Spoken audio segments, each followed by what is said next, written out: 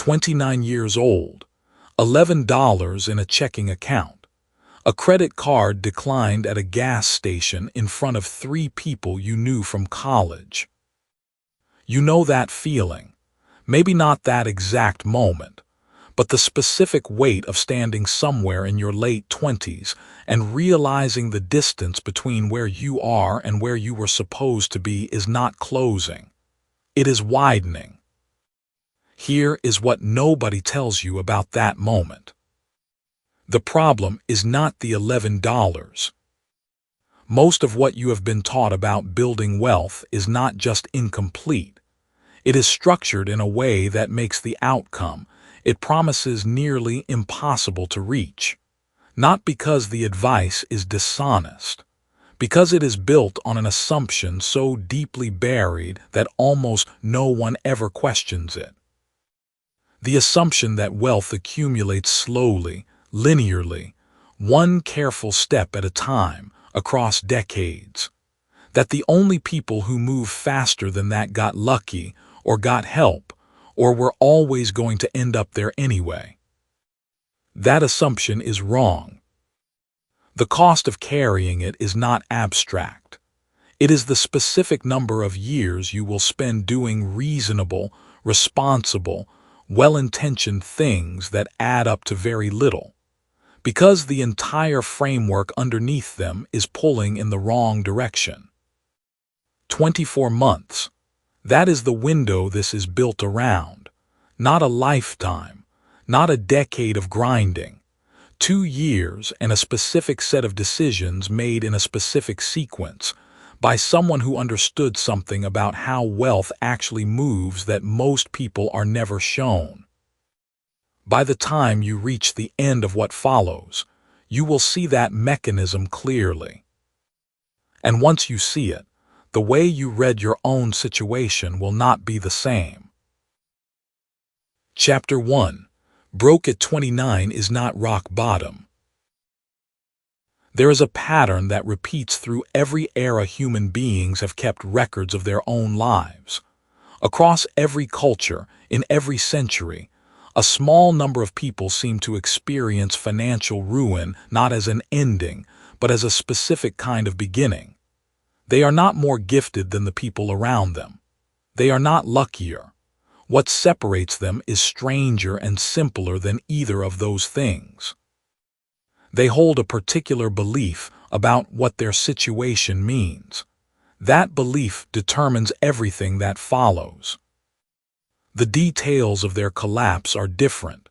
The outcome is almost always the same. You are not here by accident.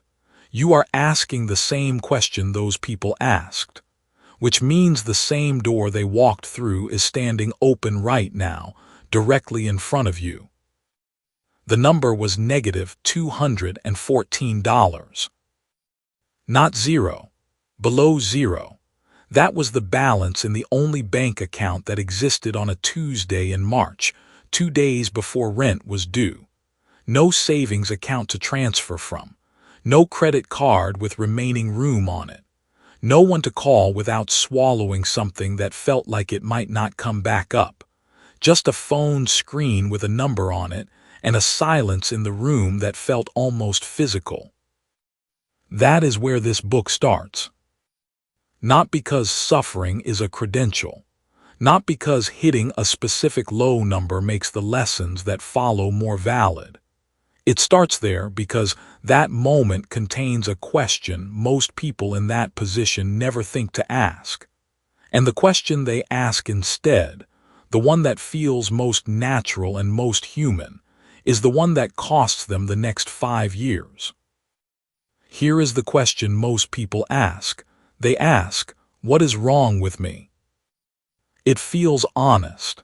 It feels like accountability. It feels like the kind of self-examination that serious people do, but it is a trap dressed as virtue. And by the time most people realize that, they have already spent years circling it. Here is the question that actually opens something.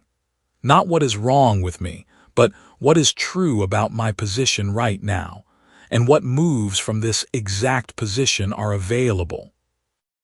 The difference between those two questions is the difference between a verdict and a map. Look back at where things really stood before these last 3 years unfolded, before hindsight edits it. Financially, specifically. Think about what you believed was possible for you then. Think about the ceiling you could see from wherever you were standing. Now consider this. The ceiling you saw then was not a fact. It was a story, built from the evidence you had, filtered through the beliefs you had inherited, and dressed up as reality. Which means the ceiling you see right now, from wherever you are standing today, deserves the same scrutiny. Broke is a position, it is not a sentence. That phrase is going to return throughout this book, and every time it does, it will carry a different layer of meaning. For now, hear it simply. A position is a coordinate. It tells you where you are on a map. It carries zero information about where you are capable of going or how fast you can get there. A sentence, in the legal sense, is a consequence assigned to a character. It assumes that where you are reflects who you are. Those are entirely different things. And almost every cultural message you have ever received about money blurs them together deliberately. There is a woman named Carla. She was 31 years old, working as an office administrator in a mid-sized city, and she had just had what she described later as her arithmetic moment. She sat down one evening with a notepad and wrote out every dollar coming in and every dollar going out, not because she was being disciplined, but because she was scared enough to finally look. The number at the bottom of the page was a deficit. She was spending more than she earned by a margin that, once visible, seemed almost impossible to have ignored. She put the notepad down, she poured a glass of water, she sat with it. What happened next is the part that mattered. Carla did not call it a crisis.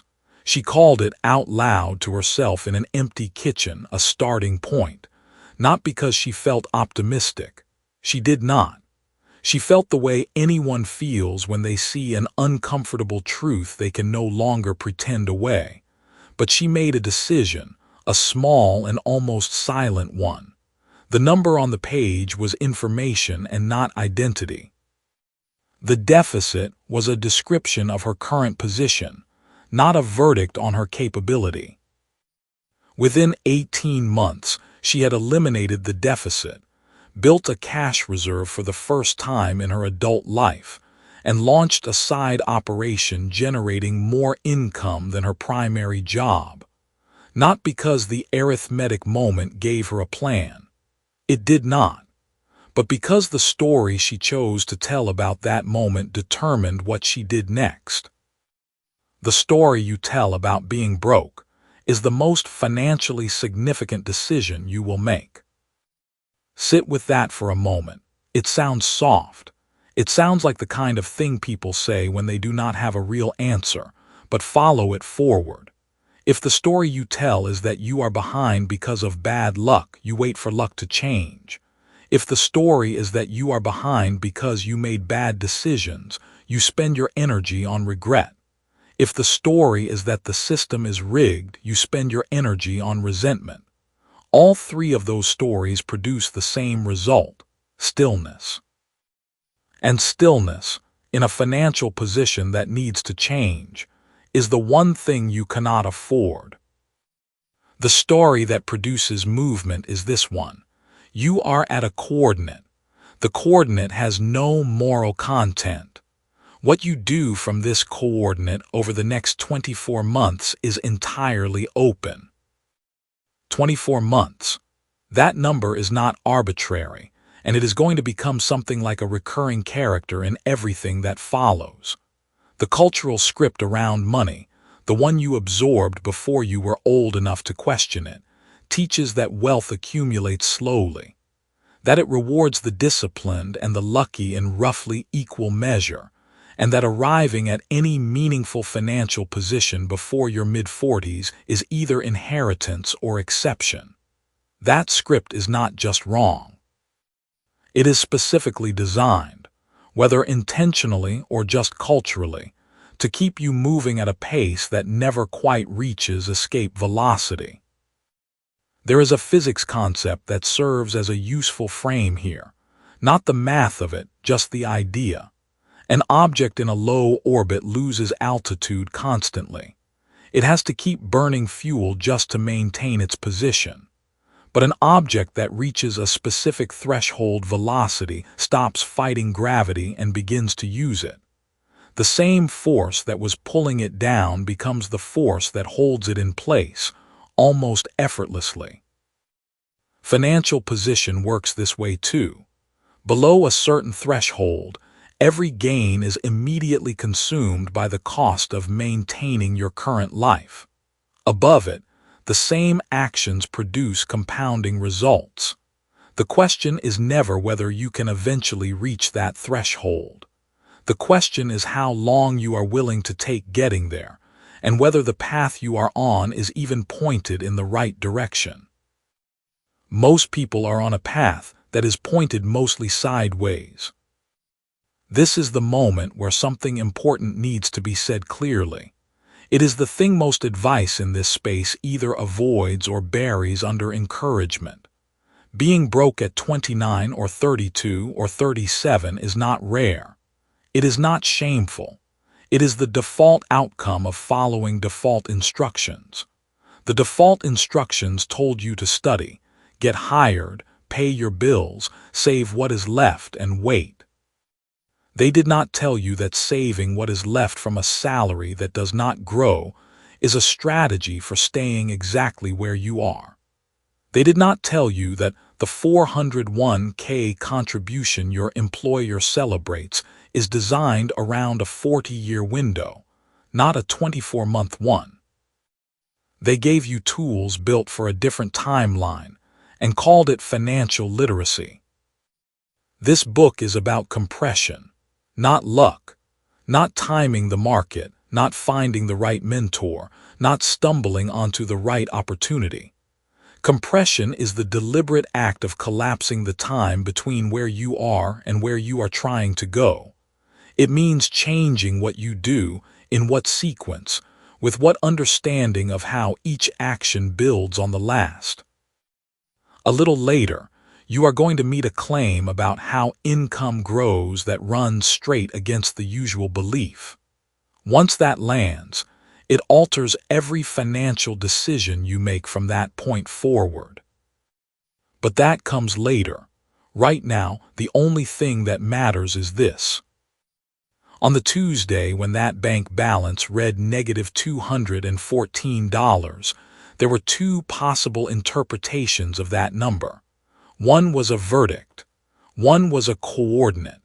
Choosing between them felt almost trivial in the moment, like a mental exercise with no real consequence. It turned out to be the only choice that mattered. You are at a coordinate right now. The question the next chapter answers is simple, and it will feel almost too simple when you hear it. What does it actually cost you, in time and in money, to keep telling the wrong story about where you are? Chapter 2: Why Smart People Stay Financially Stuck. The cost question is not what you think it is. Everyone who feels financially stuck believes the same thing about why they are stuck.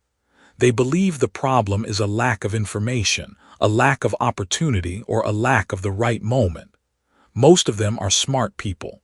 Most of them have spent real time studying money, reading articles, listening to advice, building spreadsheets with color-coded tabs. They believe more knowledge is the answer. They are wrong, not slightly wrong. Wrong in a way that actually makes the stuckness worse the smarter they are.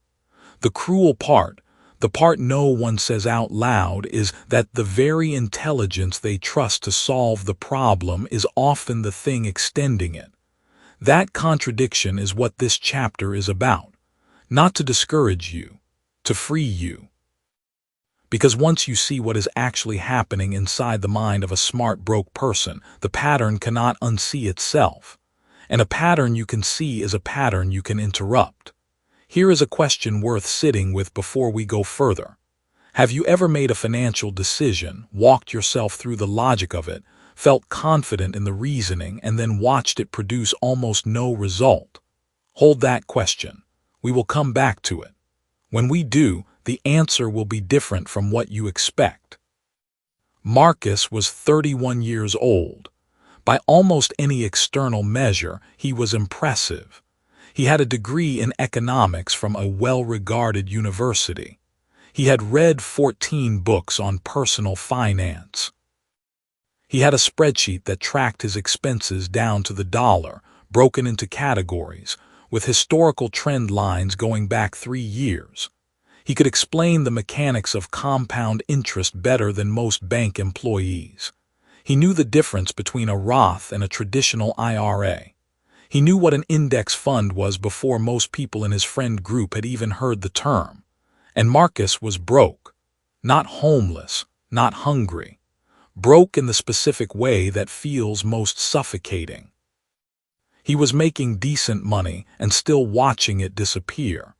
Still telling himself next month would be different. Still feeling a quiet dread every time his phone buzzed with a bank notification. His friend Dana had skipped college and spent her late 20s doing freelance visual design. She bought her first rental property at 30. She was not smarter than Marcus. She would have told you herself that she was not a numbers person.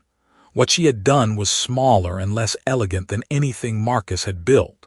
She picked one financial goal, made one uncomfortable decision to stop renting a studio she loved and move into a cheaper place, and pointed every spare dollar at a single down payment for 18 months. No spreadsheet, no 14 books, one decision held without wavering. Marcus looked at what Dana did and called it lucky. Simple circumstances, he said. She didn't have student loans. She had timing on her side. Maybe. But Marcus had been making the same call about other people for years.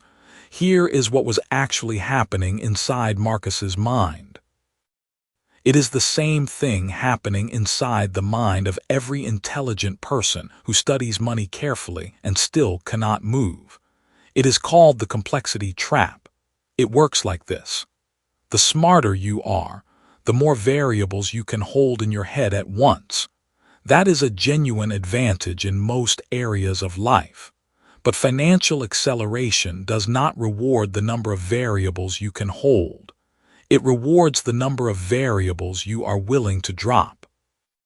Every time Marcus got close to a decision, his mind produced another angle to consider.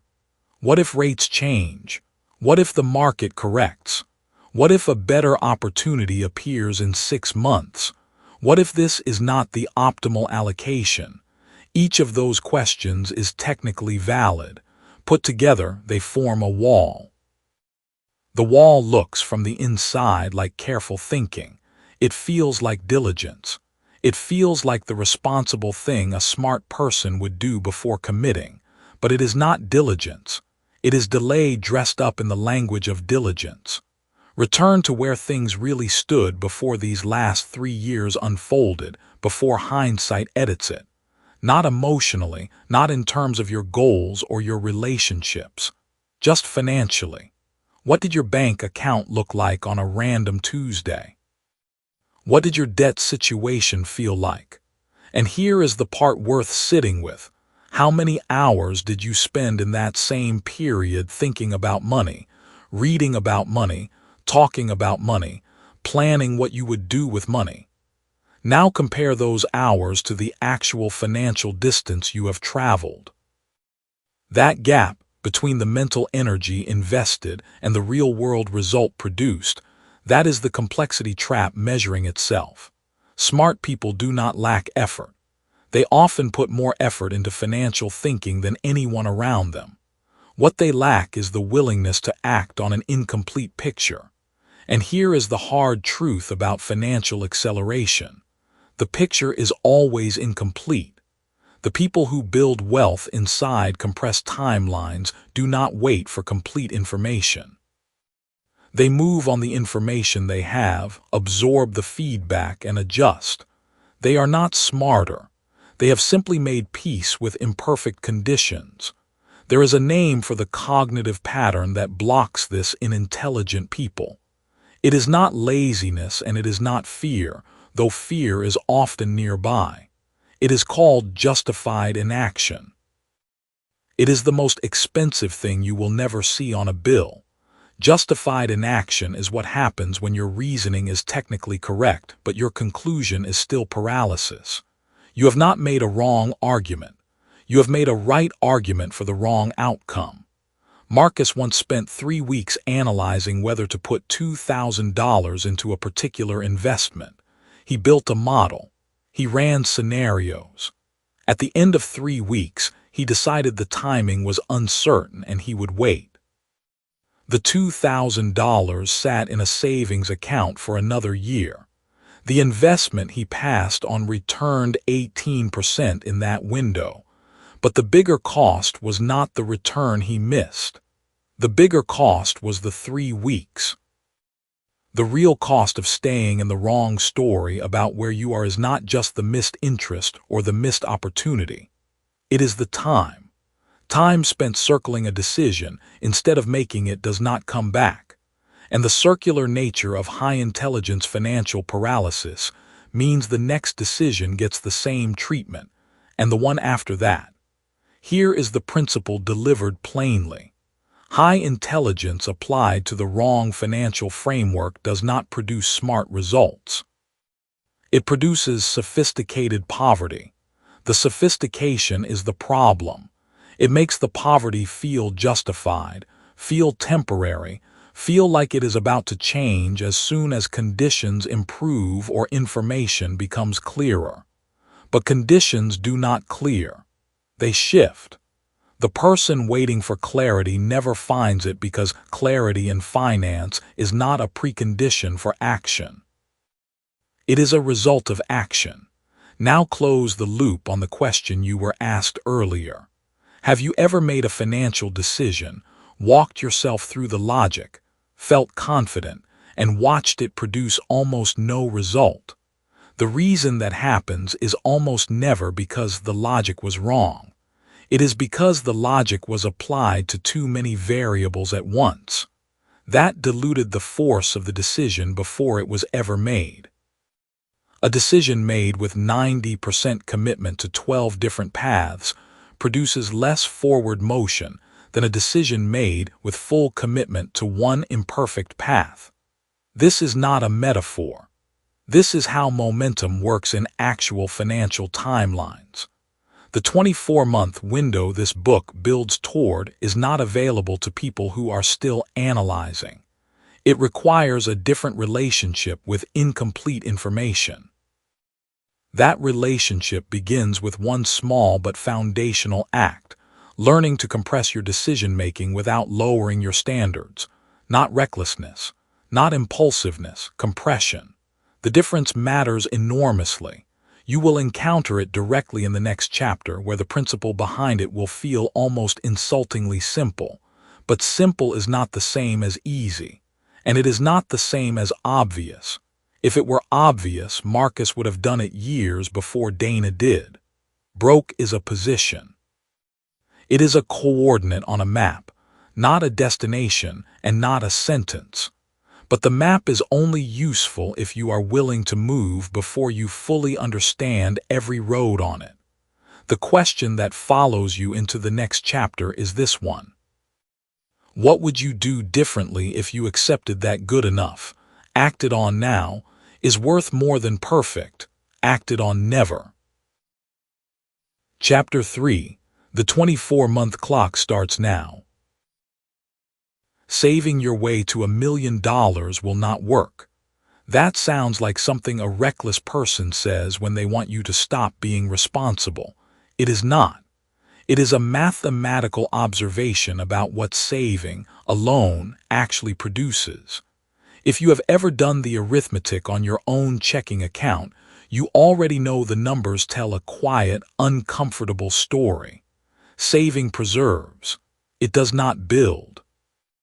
And the difference between those two verbs is the difference between the person who retires with enough and the person who builds something that changes what their name means.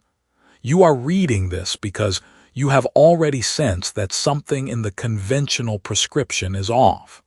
You have followed the advice. You have been patient.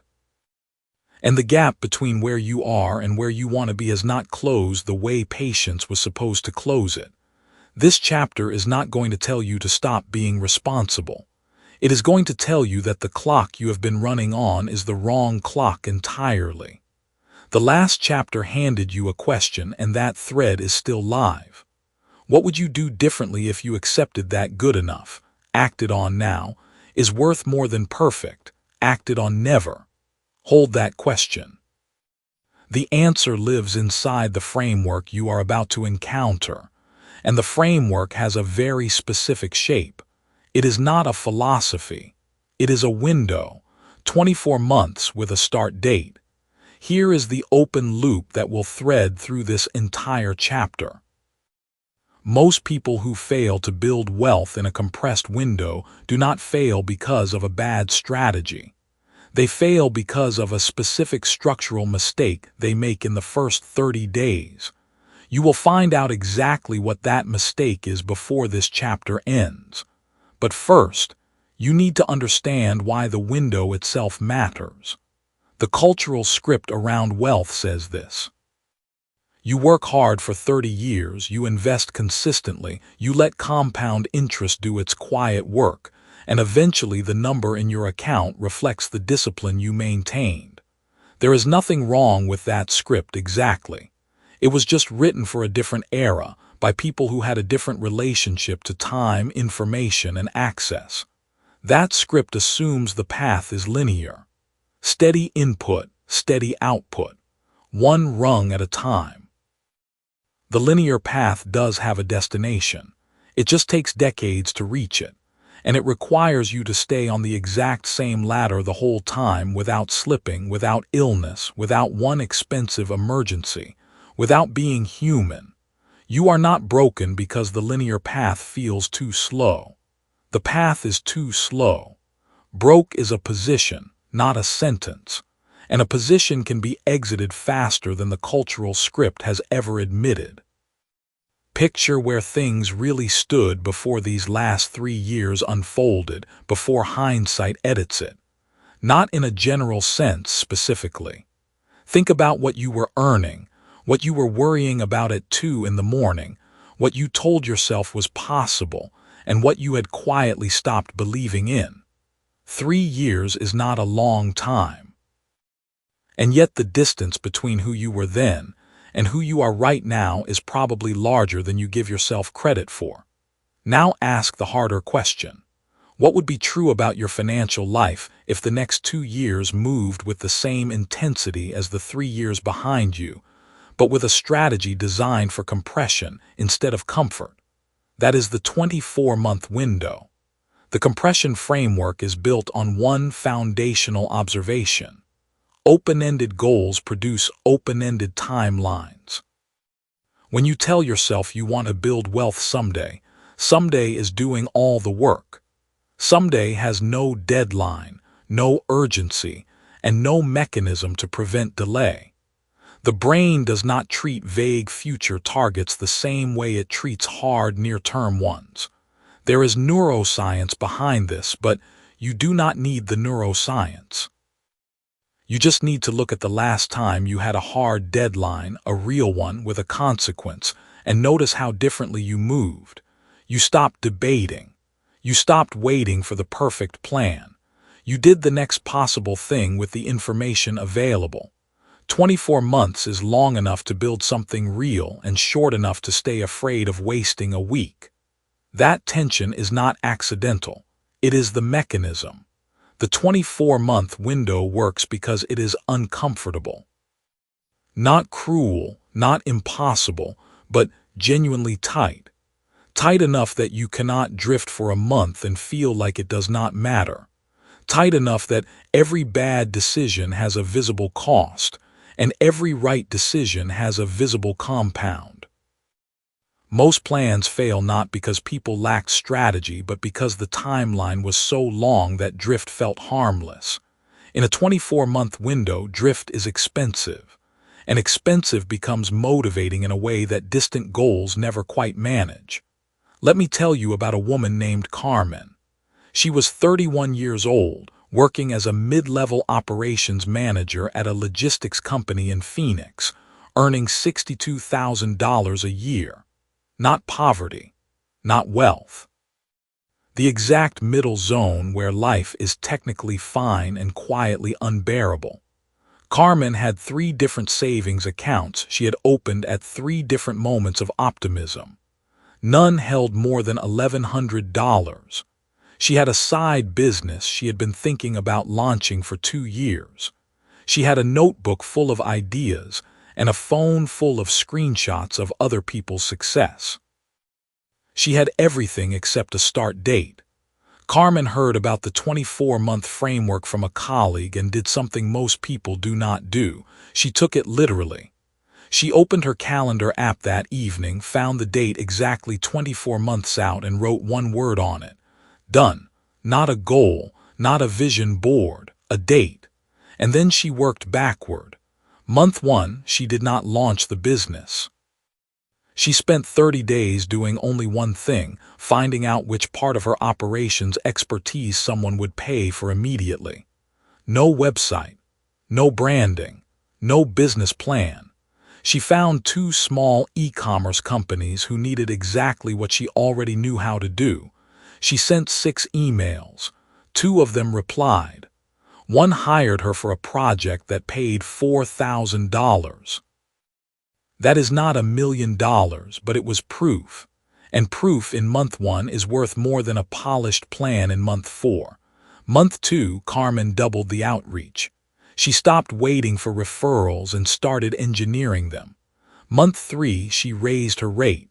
Month 4, she hired the first person, a contractor, part-time, to handle the parts of the work she was slowest at. By month 6, she had replaced her salary. By month 14, she had cleared her first 6 figures in a single calendar year. She hit her first million in net asset value at month 22. 2 months before the date she had written on her calendar. The point is not that 𝗓𝗏𝗧𝗘 was exceptional. The point is that the date made her undeferrable. Every decision she made in those 24 months was filtered through one question. Does this move me forward before the clock runs out? That question cut off 1,000 distractions that would have consumed her without it. Now here is where the framework gets specific, and where most people make the structural mistake I mentioned at the start of this chapter. The mistake is this. People set the 24-month window and then spend the first 30 days planning what they will do in month 3. They treat month 1 as a preparation month, a runway, a warm-up, and in doing so, they compress the actual working window from 24 months to 23, which becomes 22 as the planning extends, which eventually becomes a 16-month sprint toward a 24-month goal. The window shrinks before a single dollar moves. Month 1 is not a planning month. Month 1 is the highest value month in the entire window because it contains information that no amount of prior planning can produce. The information you get from a single real action in week 1 is worth more than 4 weeks of preparation. Real actions return real feedback, and real feedback is the only material you can actually build with. In my own 24 months, the first decision I made was not the best researched one. It was the fastest one I could make with the information I already had. I did not wait until I understood the market fully. I did not wait until the numbers felt guaranteed. I identified the smallest version of the thing I wanted to build, the version that required almost nothing to start, and I started that. The results were mediocre. That is the honest word, mediocre, But mediocre results in month 1 told me 3 things that 6 months of research would not have told me. I knew what the real obstacle was, not the imagined one. I knew which part of my early assumption was wrong, and I knew that I could survive a mediocre result and keep moving. That survival is not a small thing. Most people never find out if they can survive the first bad result, because they plan until there are no first results at all. The 24-month clock works because it forces that first result faster than you are comfortable with. Discomfort, at the right scale, is a tool. Further on, you are going to meet a claim about the role of risk in building wealth fast that runs straight against the usual belief. When that becomes clear, it alters exactly how much you are willing to do in month 1. For now, understand this. The window does not begin when you feel ready. Readiness is what the linear timeline sells you while the years pass. The window begins when you choose a date and treat everything before that date as a cost you can no longer afford to defer. The 24-month clock started the moment you decided broke was a position you were leaving. That date on Carmen's calendar did not change her talent or her circumstances. It changed her relationship to delay. And delay, more than any market force or stroke of bad luck, is the actual enemy of early wealth. Not the economy, not your starting point, not the year you were born or the family you came from. Delay. The clock is running.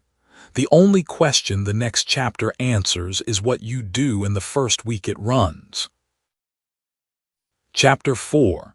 Income ceiling is a mindset architecture problem. Every dollar you are not earning right now is not waiting for you somewhere. It is not on pause. It is dissolving. Every week you operate below your actual earning capacity, the gap does not stay flat. It widens. Not because the world is moving against you, because time compounds in one direction only. Every month at the wrong income level is a month of investment you never made, a month of options you never bought, a month of breathing room that never arrived. And here is the part that will stay with you. The ceiling holding you at that income level is probably not your skills. It is not your resume. It is not even your effort. It is something far less visible and far more powerful than any of those things.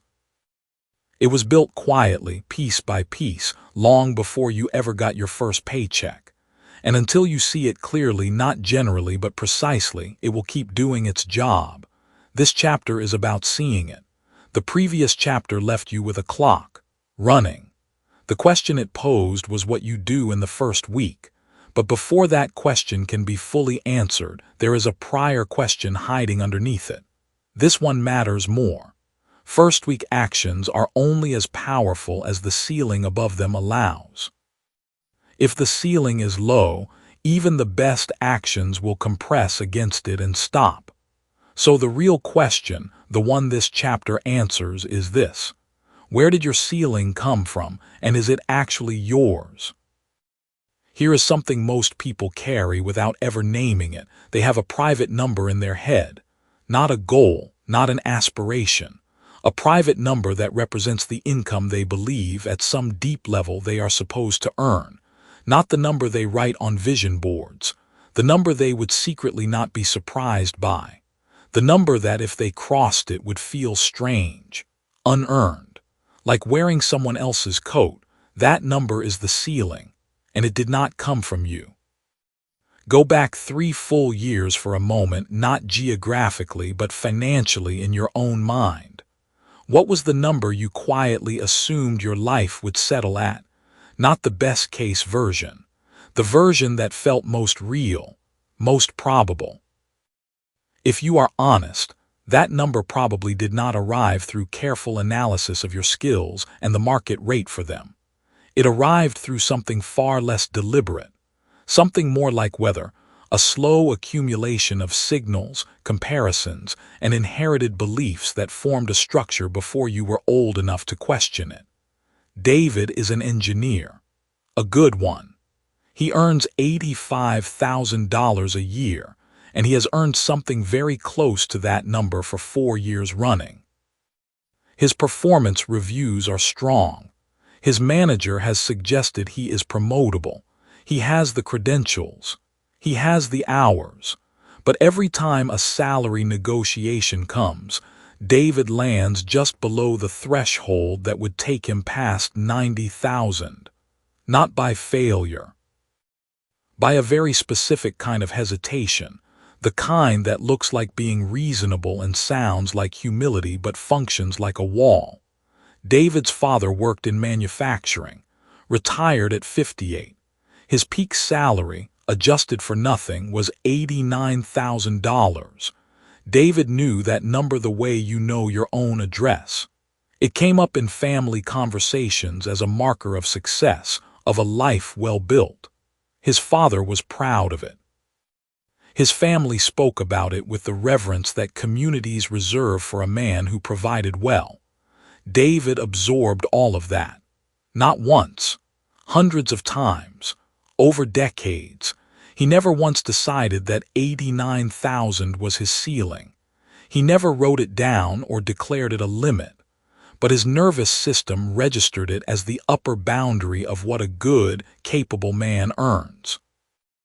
And so every time an opportunity arose to push past it, a negotiation, a competing offer, a conversation about a role that paid substantially more, David found reasons. The timing was not right. He needed more experience. He did not want to seem greedy. He was being smart, being patient. He was not being any of those things. He was honoring a number that was never his. That is not weakness. Do not mistake this for a story about personal failure. David's father did something remarkable in his context. That number represented real achievement against real obstacles. The problem was never the number itself. The problem was that David inherited the ceiling along with the pride, and the ceiling had no expiration date. So let the question land: whose number are you living inside? Because here is the mechanism, and this is the part most conversations about income skip entirely. Your current income is not primarily determined by your skills, your hours, your education, or even your luck. Your current income is the physical expression of the income you privately believe you deserve, not the number you say out loud, not the goal you set on January 1st. The number in the part of you that does not perform, the part that makes quiet decisions when no one is evaluating you. That is the number your life is organized around.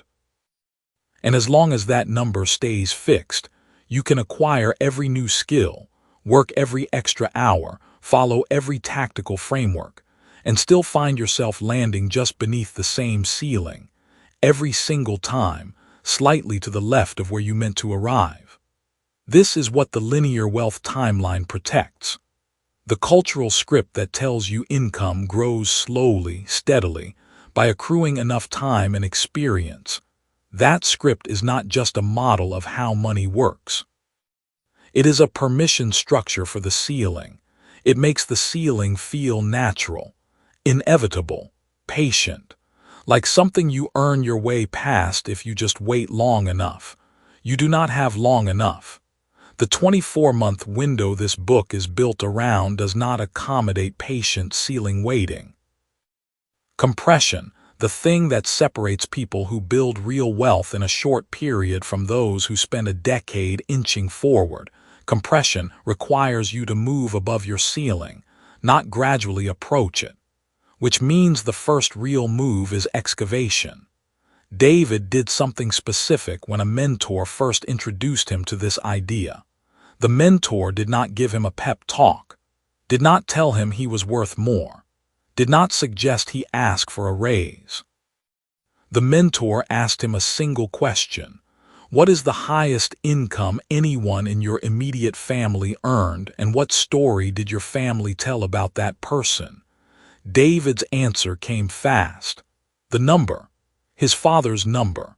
And the story, a story of hard work, of sacrifice, of a man who gave everything for his family. A beautiful story, a true story, and completely irrelevant to what David was capable of in his own context, in his own field, in his own era. Hearing himself say it out loud to another person was the moment the ceiling became visible. Not metaphorically visible, literally visible. He could trace the exact shape of it. He could describe how old he was when it was installed and whose hands had built it.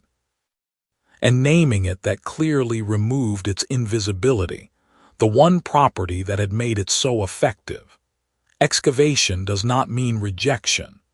David did not need to diminish his father's achievement to move past the number. He needed only to understand that a ceiling built for one life, in one context, does not automatically transfer its truth to another life in a different context. Honoring someone does not mean limiting yourself to their dimensions. Soon, you are going to meet a claim about wanting more money that runs straight against the usual belief. After that clicks, it alters how you negotiate, how you price yourself, and how you walk into a room where decisions about your income are being made. But that only becomes possible once you have done this part. The excavation, the naming. Because here is the second layer of the ceiling most people never reach. It is not just family income history. It is peer anchoring. Look around at the 5 people you spend the most time with in a professional context. Not your aspirational peers, your actual peers. The people who know what you earn and whose opinions you quietly factor in when you make financial decisions. What is the median income in that group? Now ask yourself whether your own income has ever moved very far from that median, whether it has tried to, whether you have let it. Peer groups do not intend to install ceilings. They do not sit down and decide to keep you at a certain level, but the social mathematics of belonging are real. When you earn significantly more than the people around you, the dynamic shifts. Some friendships change. Conversations feel different. There is a subtle pressure, never stated, always felt, to not wander too far from the group's financial center of gravity. And so people calibrate, unconsciously, constantly, staying close enough to the median to maintain belonging and calling it modesty. That is not modesty. That is a second ceiling, installed sideways. The ceiling is not one thing. It is architecture. Multiple walls, some vertical, some lateral, all of them installed gradually and invisibly before you had the framework to evaluate whether they were worth keeping.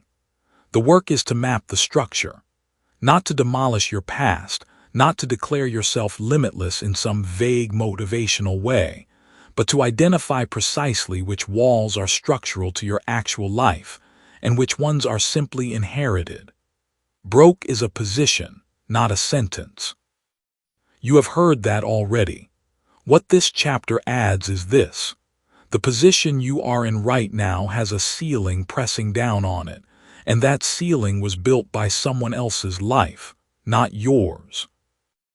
The 24-month compression this book describes is only available to the version of you who has located that ceiling, named it, and decided deliberately and specifically that it does not belong to you.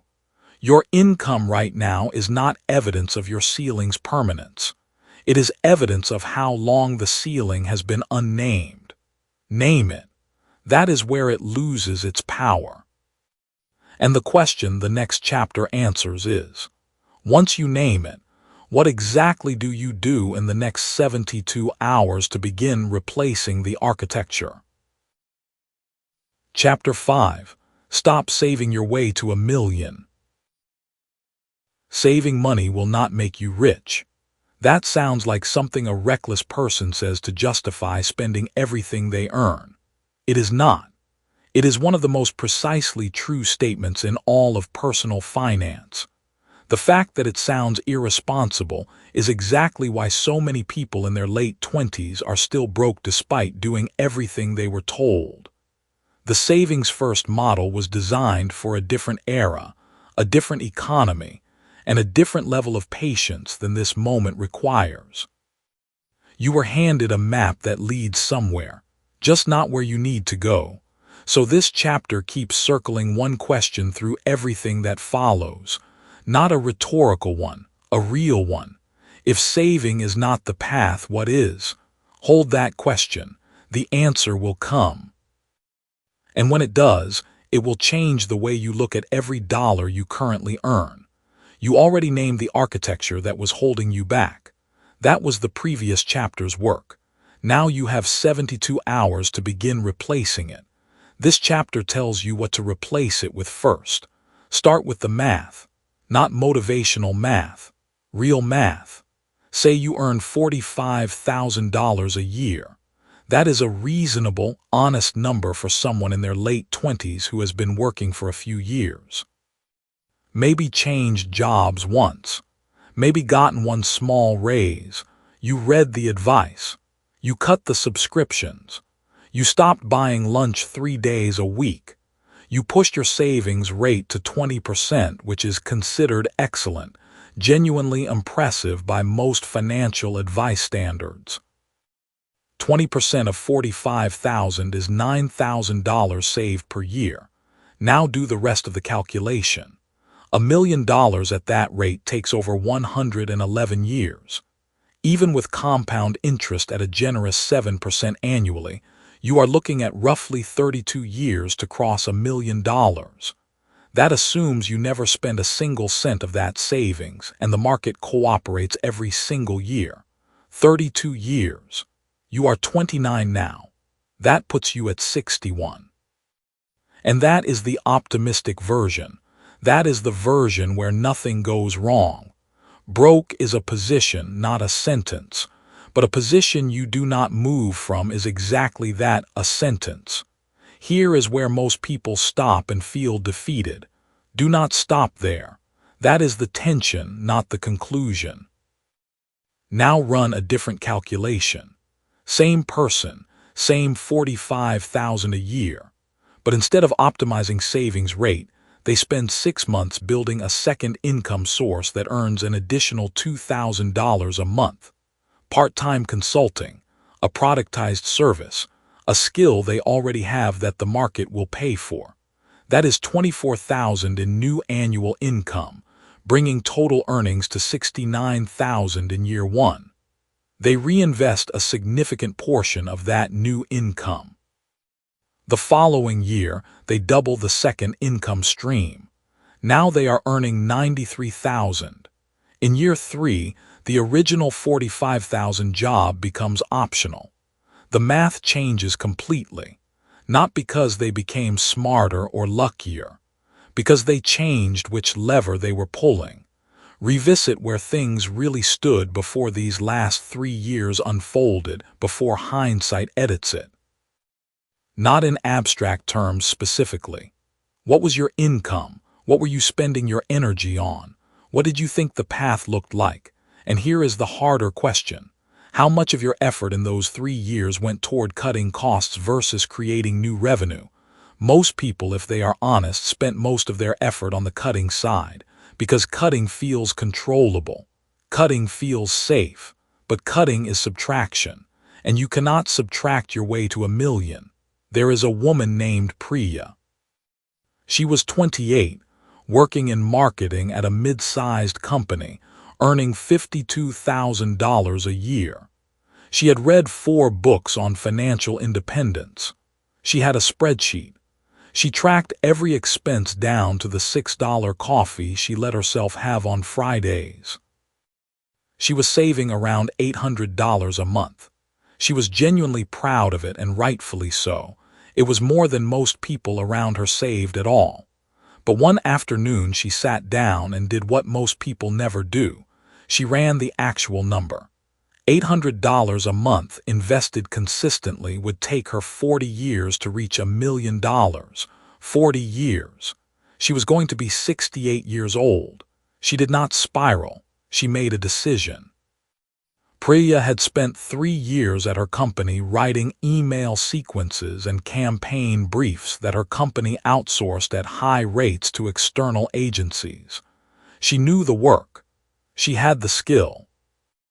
So she took on 2 freelance clients at $1,500 each per month, work she did on evenings and weekends for about 10 hours a week. In 4 months, she had replaced the entire savings she would have accumulated in a year. In 8 months, she raised her rates. By month 14, her freelance income exceeded her salary. She did not save her way there. She earned her way there. The lesson is not that saving is worthless. Some savings matter. They are the fuel reserves that let you take the risks that grow income. The lesson is about sequence and proportion. Most people devote 90% of their financial energy to optimizing the saving side of an equation, where the saving side is mathematically too small to matter much. Meanwhile, the income side, the one with no ceiling, gets 10% of their attention, maybe less. Income velocity is the principle. Say those 2 words out loud if you can. Income velocity, not income size, not income stability, velocity. The speed at which income increases, compounds, and generates new opportunities. A person earning $60,000 this year who earns $80,000 next year and $110,000 the year after has income velocity. A person earning $60,000 this year who will earn $62,000 next year has income stagnation dressed up as financial responsibility. Later on, you are going to meet a claim about risk that runs straight against the usual belief. Once you grasp that turn, it alters how you evaluate every financial decision you make in the next 24 months. For now, the multiplication lever. Every income situation has one. The multiplication lever is the single action that, if executed consistently for 90 days, raises your income by a meaningful and measurable amount. Not a vague amount. A real number you can write down before you start. For some people, it is packaging an existing skill as a service and finding 3 clients. For others, it is negotiating a raise that adds $7,000 a year, then immediately redirecting that exact amount into an income-producing asset. For others still, it is reducing hours on low-value work and reinvesting that time into high-value work that earns more per hour. Notice what all of those have in common. Action, not abstraction. A lever, not a lifestyle. A 90-day test, not a lifetime commitment. You cannot identify your lever by thinking about it generally. You find it by asking 3 specific questions. First, what skill do you have right now that someone else would pay for, regardless of whether you currently earn money from it?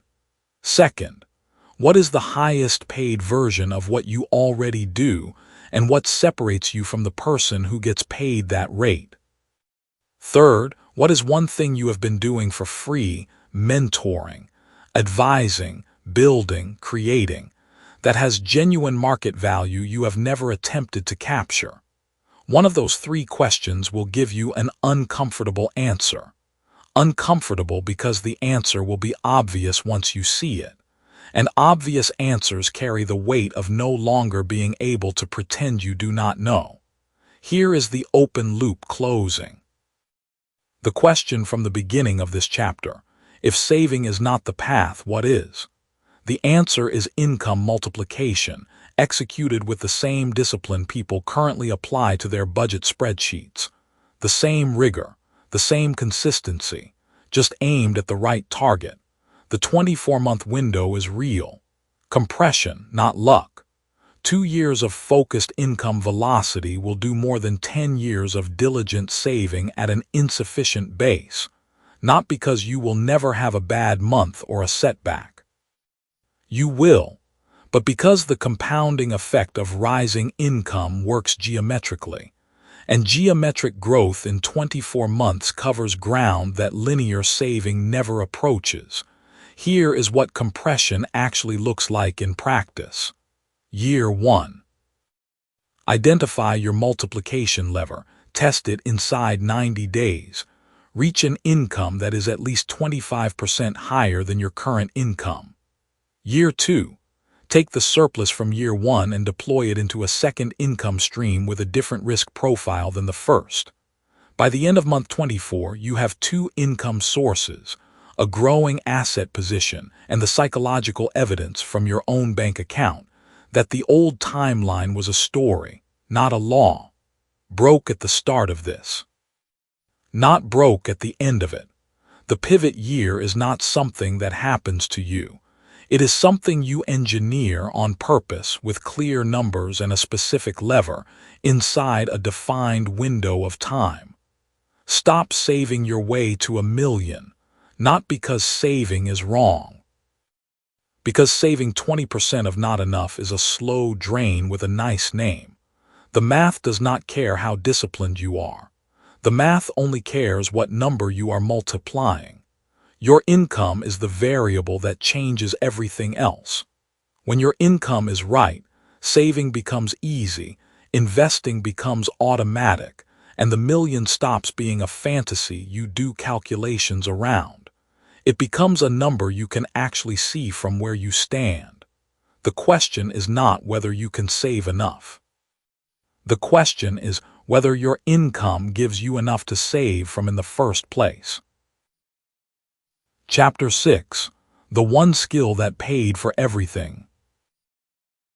Something is leaking away from your life as we speak, and it has nothing to do with what you are spending.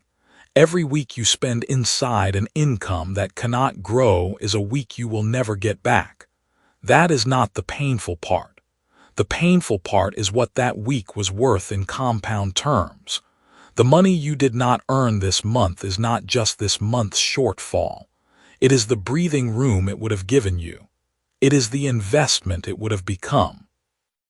It is the option to say no to something that is currently saying no to you. And it is gone, not in a crash, not in a dramatic loss. Gone the way sand leaves a fist, quietly and without warning. There is an invisible mechanism behind that drain. It is not your spending habits. It is the ceiling on your income, and every ceiling has a source. This chapter is about finding yours and then replacing it with something that has no ceiling at all. So let us pick up exactly where the last chapter left you. The question is not whether you can save enough. The question is whether your income gives you enough to save from in the first place. Most people never ask it.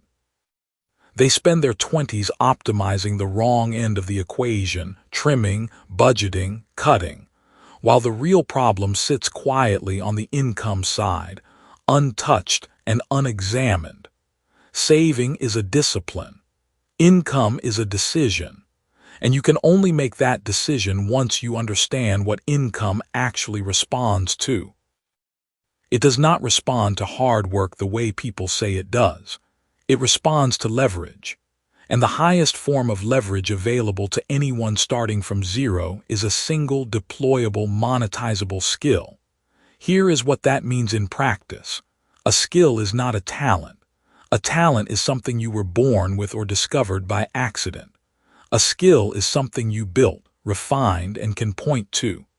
A monetizable skill is one that a market will pay for repeatedly, at a price that scales. A deployable skill is one you can take to multiple buyers, not just one employer, not just one client, but a category of people or businesses who need what you do. When those three conditions overlap, monetizable, scalable, deployable, you stop trading time for money in the traditional sense. You start trading expertise for outcomes, and outcomes command prices that ours never will. Call up where things really stood before these last 3 years unfolded, before hindsight edits it. Not in terms of what you owned or what your bank account said. In terms of what you knew how to do. Were any of your skills things a market would have paid a premium for?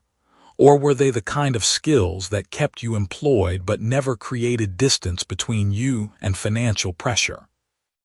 There is no shame in that answer. Most people are trained by school, by first jobs, by early careers, to build skills that make them useful to a single organization, not skills that make them valuable to a marketplace. Those are two completely different things. This is the open question at the center of this chapter.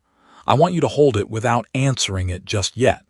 What is the difference between a skill someone will pay you a salary for and a skill someone will pay you a premium for? Do not answer that yet. Stay with it. There is a woman named Carla who graduated at 24 with a communications degree. She spent 3 years working in content production for a mid-size company. She was good at it. She got decent reviews. She earned raises that kept pace with inflation and nothing more. By 27, she had a stable job, $4,200 in savings, and a creeping sense that the gap between where she was and where she wanted to be was not closing. She could not name the reason. She was not bad with money. She was not lazy. The problem was invisible to her until a freelance project landed in her lap by chance. A startup founder needed someone to write copy for a product launch. Carla took it on weekends. She charged what she thought was reasonable, $800 for the project. The founder said yes without negotiating. That surprised her. Then the launch performed. Sales came in. The founder came back. And this time he offered her 3 times what she had charged before, because by then she was not just a writer. She was someone who had produced a measurable result in his specific market. She had not changed. What changed was how the market saw what she could do. Within 14 months, Carla had built a client roster of 7 companies. She had packaged her skill, specifically direct response copywriting for early-stage software products, into a defined offering with a defined price and a defined result. She was earning in 1 month what her salary paid her in 4, and she had done it not by working more hours but by narrowing her focus until she was not competing with the general market.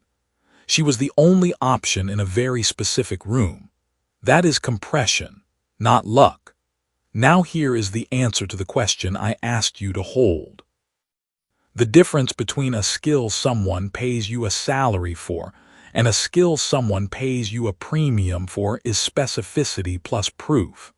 A salary buys your general presence. A premium buys your specific result. The moment you can say, here is the exact thing I do, here is the exact kind of person or business I do it for, and here is evidence that it worked, you are no longer in the labor market. You are in the outcomes market, and the outcomes market pays differently.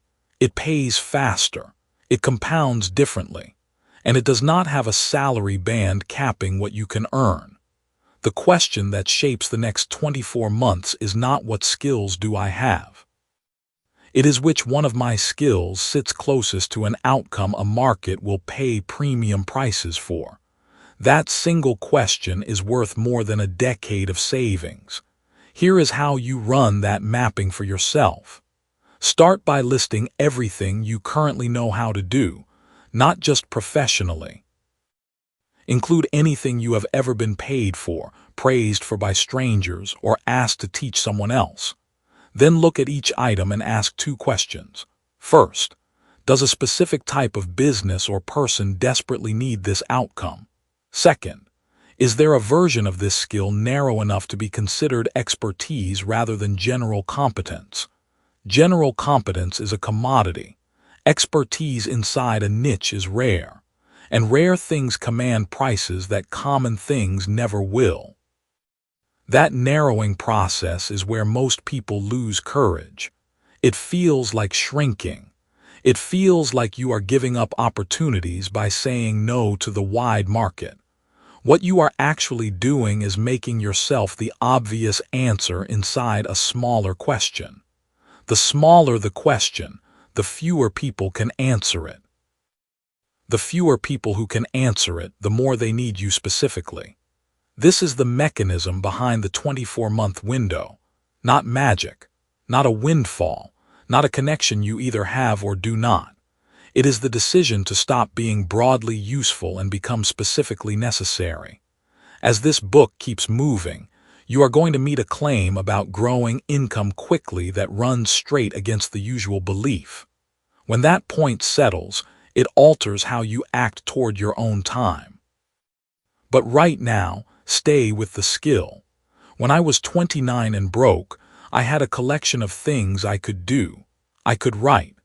I could explain complicated financial ideas in plain language. I could analyze why businesses were losing customers and describe the fix. None of those felt like a $1 million skill set. They felt like scattered interests that had never added up to anything decisive. The mistake I had been making for years was offering them all at once, presenting myself as capable of many things.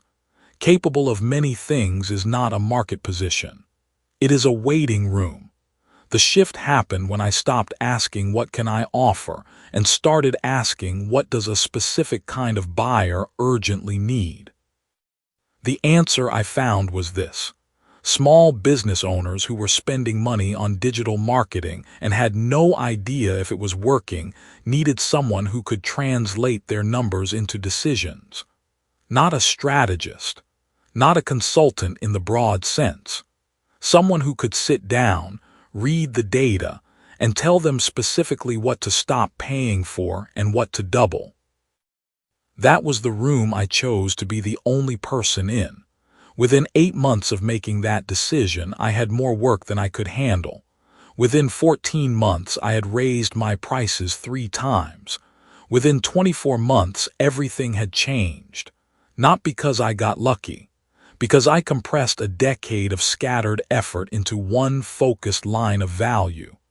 Broke is a position, not a sentence.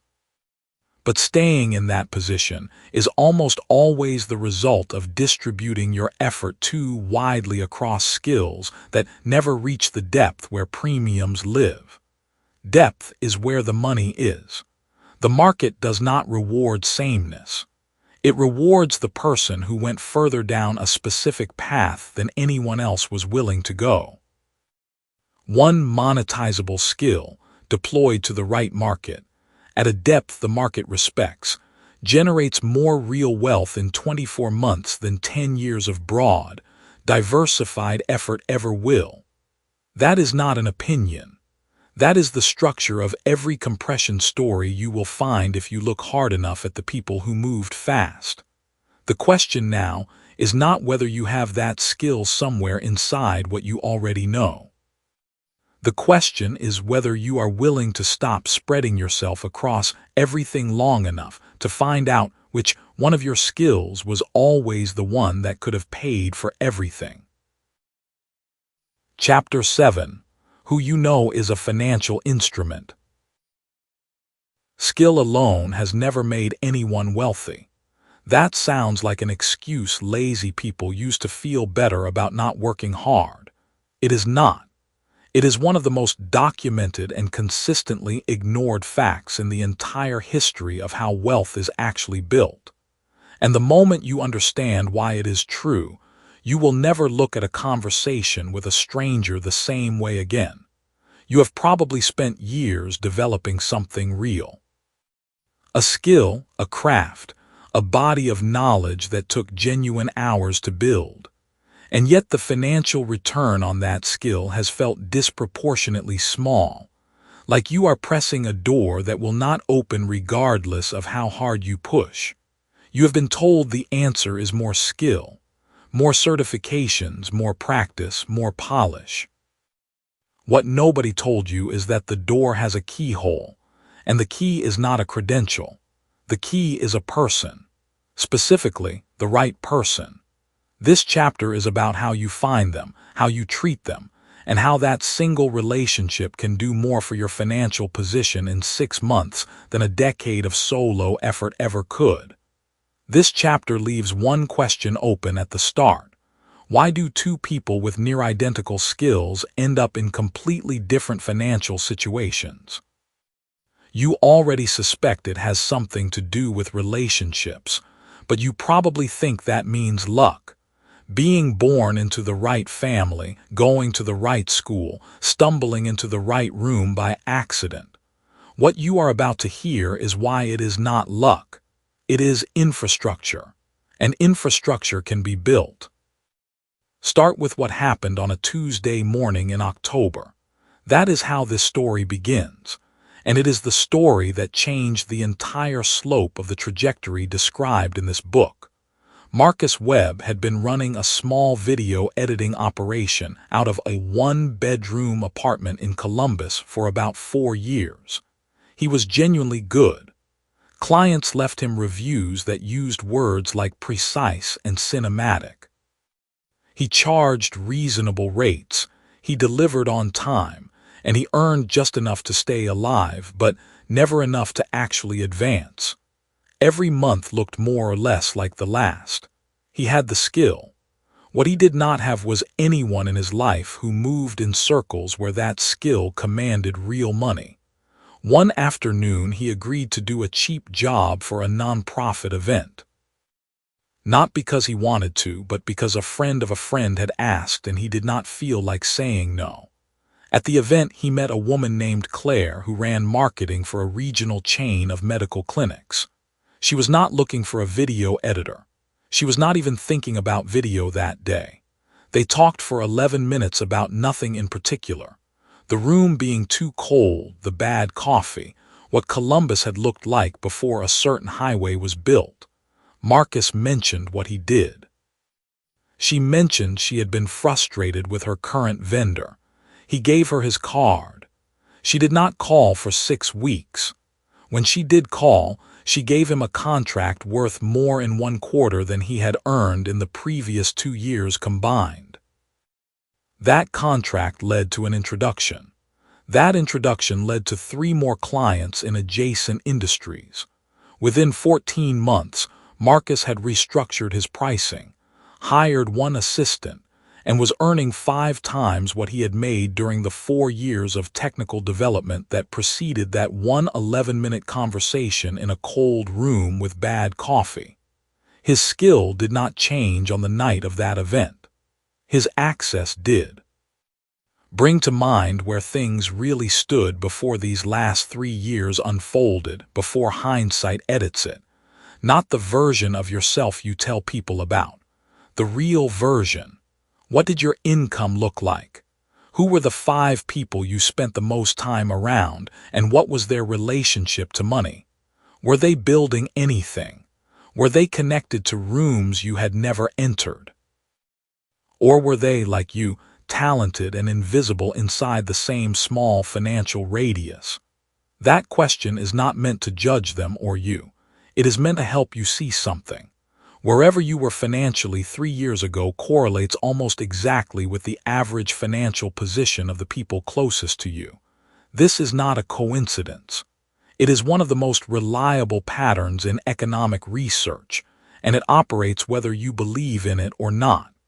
Broke is a position, not a sentence. But positions are maintained by systems. And one of the most powerful systems keeping a person in a position they do not want is the invisible ceiling formed by their social environment. This is where most conversation about networking goes wrong. The word itself has become a kind of performance. Business cards, forced small talk LinkedIn messages that start with, "I hope this finds you well," and end with a pitch. That version of networking is uncomfortable for everyone involved. It is transparently transactional in the worst way. It signals that you are only here because you want something. The relationships that function as genuine financial infrastructure are built on an entirely different logic. They are built on usefulness, on curiosity, on showing up consistently in ways that do not require an immediate return. The difference between performance networking and relationship infrastructure comes down to one question. Are you trying to extract, Or are you trying to contribute? When you lead with extraction, a service to sell, a favor to request, an opportunity to chase, the other person can feel it. Not always consciously, but somewhere in the body they register that you are treating the relationship like a vending machine.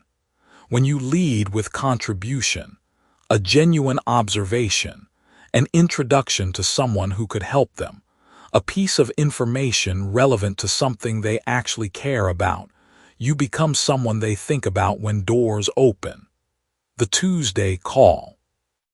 That is what it was called internally, as a shorthand for the single conversation that served as the hinge point between the broke version of the story and the building version. It happened on a Tuesday. It lasted 19 minutes, and it came about because for 8 months prior, a specific person had been shown consistent, undemanding attention. Articles they would find useful, forwarded without expectation. An introduction made on their behalf to someone they had mentioned wanting to meet. A reply to something they posted publicly, thoughtful, 2 minutes to write. No ask, no pitch. Just a slow accumulation of real value given without a scoreboard. And then on a Tuesday, they called. What they said in those 19 minutes restructured the financial architecture of the next 2 years. This is the revelation that most skill-building frameworks leave out.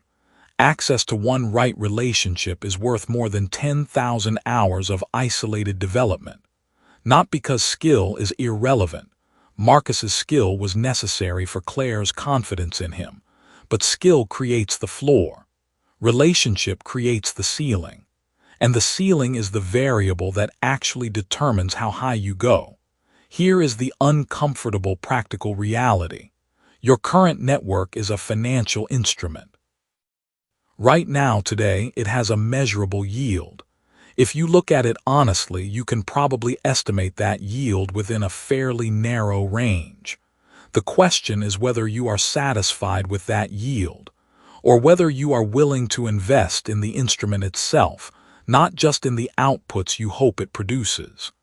The relationship audit is where this becomes actionable, not a spreadsheet, not a system. A single, honest question applied to every significant relationship in your life. Is this person connected to resources, rooms, or opportunities that exist outside the financial ceiling I am currently pressing against? This is not about replacing people. It is about seeing your social environment with the same clarity you would apply to a financial portfolio. A portfolio full of assets that all move in the same direction under the same conditions is not a portfolio. It is a concentrated bet. A social environment where every person operates in the same economic band you do is the same thing. You are not diversified. You are concentrated in one altitude. The goal is not to collect impressive contacts like trophies. The goal is to identify 2 or 3 people who exist in circles adjacent to yours, not impossibly distant, but meaningfully further along, and to begin building real, undemanding, contribution-based relationships with them before you need anything. Before you need anything. That timing is everything. The people who seem to summon opportunity from nowhere are almost always the people who planted seeds in relationships before any seed was needed. They built the bridge before the river was in front of them. When the river appeared, they walked across. You are at a specific point in a 24-month window. Compression is possible. The timeline that culture handed you, slow accumulation, linear progress, wealth as a reward for decades of quiet labor, that timeline is not a law. It is a default. And defaults exist to be replaced with better strategies, not better effort applied to the same approach. Skill will carry you to the edge of the financial radius around your current network. Then it will stop. The only way to expand that radius is to expand the network itself. Deliberately. One high-quality relationship at a time, built on contribution rather than desperation. In a later section, you are going to meet a claim about money and time, specifically about how long it actually takes to go from financial clarity to financial arrival that runs straight against the usual belief. After that really registers, it alters what you do every single morning. For now, sit with this. Marcus did not get lucky that night at the nonprofit event. He was in the room. He had the conversation. He stayed curious instead of selling. He gave his card without expectation, and then he waited. 6 weeks later the door opened because he was the kind of person Claire wanted to walk through a door with. That is the whole equation. Who you know is a financial instrument. Start treating it like one. The question now is not whether you have the right relationships. The question is whether you are the kind of person the right relationships would choose to invest in. Chapter 8. Risk is cheaper than you have been told. Every dollar you are not deploying right now is not resting. It is shrinking. Not dramatically, not all at once, but the purchasing power sitting in your checking account loses ground every single month. Against inflation, against opportunity cost, against the compounding returns that someone else is collecting while you wait. You feel the caution as protection. It is not. Caution without direction is just slow loss dressed in responsible clothing. The money you are afraid to move is already moving backward. And the mechanism causing this is not bad luck, not a broken economy, not the fact that you started late. The mechanism is a belief so deeply embedded you have probably never questioned it. The belief that risk is expensive, that taking bold financial action is dangerous, that the safe choice is to wait, to save more, to get more certain first. This chapter is going to recalibrate that, because once you see the actual numbers behind both sides of this decision, the math will rearrange something in how you think about money from this point forward. You spent the last chapter thinking about the kind of person the right relationships would choose to invest in. That question was about character. This chapter is about calculation, and the two are more connected than they first appear. The people worth knowing, the ones who move money, who build things, who compress timelines, they are not reckless. They simply calculate risk differently than most people were taught to. One question is doing the heavy lifting through everything that follows. Hold it while everything else builds. What is the actual cost of the risk you have been avoiding? Not the cost if it goes wrong. That is only half the calculation, the full cost, the cost of avoidance included. Most people only ever price one side of this equation. There is a word for that. It is called incomplete math. When you were 22, maybe 23, someone in your life, a parent, a teacher, a manager you respected, told you a version of the same story. Work steadily. Save consistently. Avoid unnecessary risk. Over time, the compounding will do its job. 30 years of discipline and you will have something real. It is not bad advice if you have 30 years. But you do not have 30 years. You have a window. And inside that window, the linear wealth timeline does not compress into anything. It just runs its slow course while the window closes. Broke is not a sentence. You have heard that before in this book. It is worth repeating now in a different context. Broke is a position, and from a position you make moves. You do not wait for the position to improve on its own before you act. The position improves because you act. That is the sequence that actually works. Go back to where things really stood before these last 3 years unfolded, before hindsight edits it. Not in a vague, emotional way, specifically. What was your account balance? What was your income? What was the boldest financial decision you made that year? Now ask yourself. If you had taken the risk you talked yourself out of, the one you were considering, the one that felt too uncertain, where would that decision have landed you today? Not theoretically. Concretely. You know what it was. You probably still think about it. That is not regret as punishment. That is data. Now let me tell you about a decision that changed everything for me. I had just turned 30. My account balance was not zero, but it was close enough that zero felt like a neighbor. I had cleared some debt in the previous year through a combination of brutal budgeting and a consulting project that paid better than expected. Somehow, I had managed to set aside just over $10,000. It had taken 11 months to accumulate that amount. 11 months of saying no to things, of taking extra work, of moving very carefully. That $10,000 felt enormous to me. It felt like something I could not afford to lose. There was an opportunity in front of me. A small e-commerce operation that a contact of mine was looking to exit. Not a glamorous business. Not something anyone would write a headline about. It sold specialty storage products to small contractors and tradespeople, unglamorous, dependable, already generating modest revenue. He needed capital and a partner who could handle the customer side. The asking price for 50% was $11,000. I had 10. I said I needed to think about it. For 3 days I ran the same loop in my head. What if it fails? What if I lose the 10,000? That is 11 months of sacrifice gone. That is starting over from nothing. I priced the downside until it felt enormous, until it filled up every corner of my thinking. What I did not price, not once, not seriously, was the cost of saying no.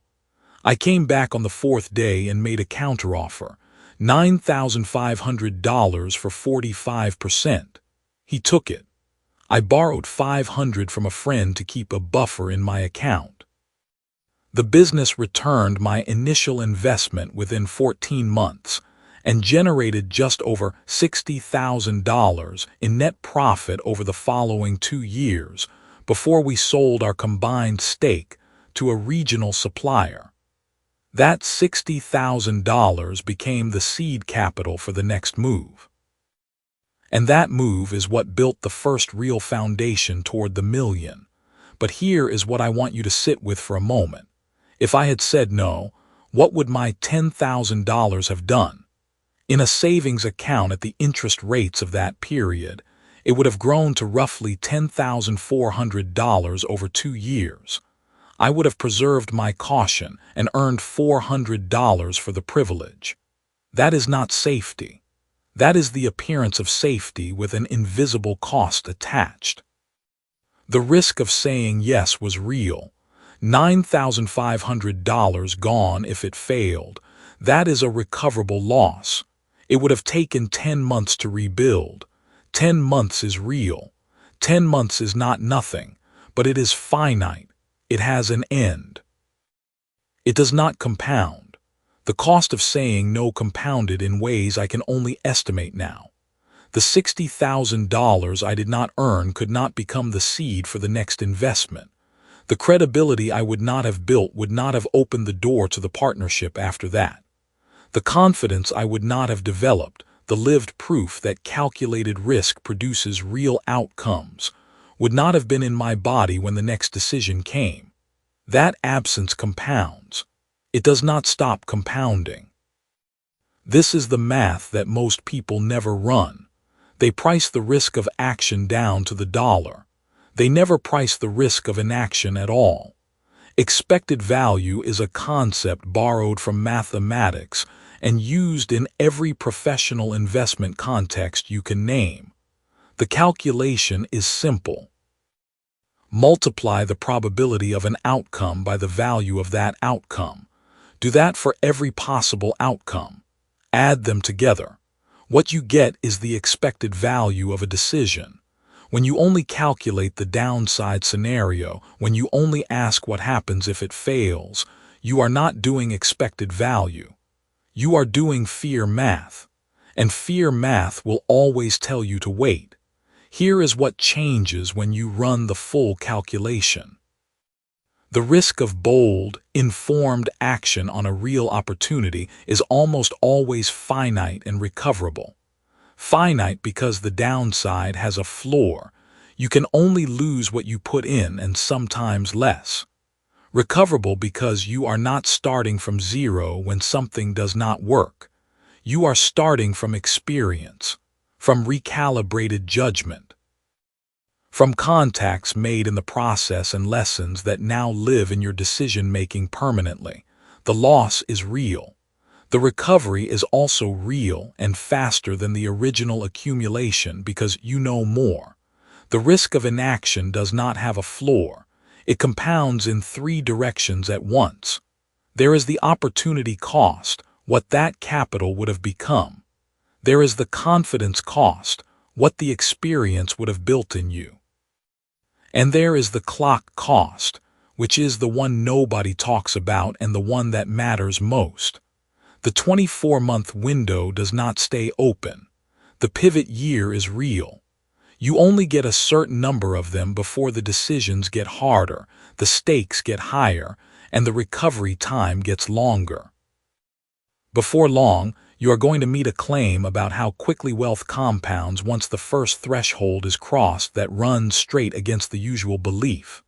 Once that becomes real to you, it alters how aggressively you pursue the first serious move. Now comes the practical piece. Every risk you are currently holding, every opportunity you have been circling, every decision you have been delaying, it needs two prices attached to it, not one. The first price is the cost if it goes wrong. Write that number down, make it specific and real. How much capital, how long to recover, what exactly you lose. Look at that number without flinching. Then write the second price, the cost if you keep waiting. What does that capital earn at its current return? What does the year of experience you would have gained teach you about the next decision? What does the credibility, the contact, the confidence produce downstream? What is the compounding cost of remaining still? Most people who do this exercise discover something unsettling. The second number, the cost of waiting, is almost always larger than the first. That is not a coincidence. It is structure. The linear wealth timeline is built on a foundation that benefits from you believing action is expensive. It is not expensive. It is priced incorrectly, and you have been carrying a miscalculation that costs you more every single year you hold it. Broke is a position. From a position, you move. Compression is not about luck, not about finding the single perfect decision, not about waiting until the picture is completely clear. Compression is about running accurate math on both sides of the equation, and then acting on what the math actually says. The risk you have been avoiding is not your protection. It is your price of admission, and you have already paid it in years. The question you need to answer now is not whether you can afford to take the risk in front of you. The question is whether you can afford another year of pricing only one side of the equation. Chapter 9. The first $100,000 is the hardest dollar. Saving money slowly will not make you rich. That sounds like an excuse to stop trying. It is not. It is a precise observation about how capital actually compounds. The person who grinds their way to $10,000 with the same strategy they used to reach $1,000 will still be standing in the same spot 5 years from now. They will be wondering why the math never seems to work in their favor. The first $100,000 is not just a number. It is a threshold. A biological, psychological, mechanical threshold that most people never cross, because nobody told them the rules change at the border. You are not supposed to treat the road to 100,000 the same way you treat the road from 100,000 to 1,000,000. They are different roads, different terrain, different fuel. Once you understand what actually happens on the other side of that line, you will stop wondering why you feel stuck. You will start doing the one thing that actually moves the needle. Here is the question this chapter will answer. Why does the first 100,000 take so much longer than every 100,000 after it? Hold that question, because the answer is not what you think. You already answered one of the hardest questions in this book. The last chapter forced you to look at both sides of the equation, not just the cost of acting, but the cost of staying still. That was not an abstract exercise. That was the foundation for everything this chapter builds on. The first 100,000 is won or lost not in your bank account, but in your willingness to price inaction honestly. Remember where things really stood before these last 3 years unfolded, before hindsight edits it.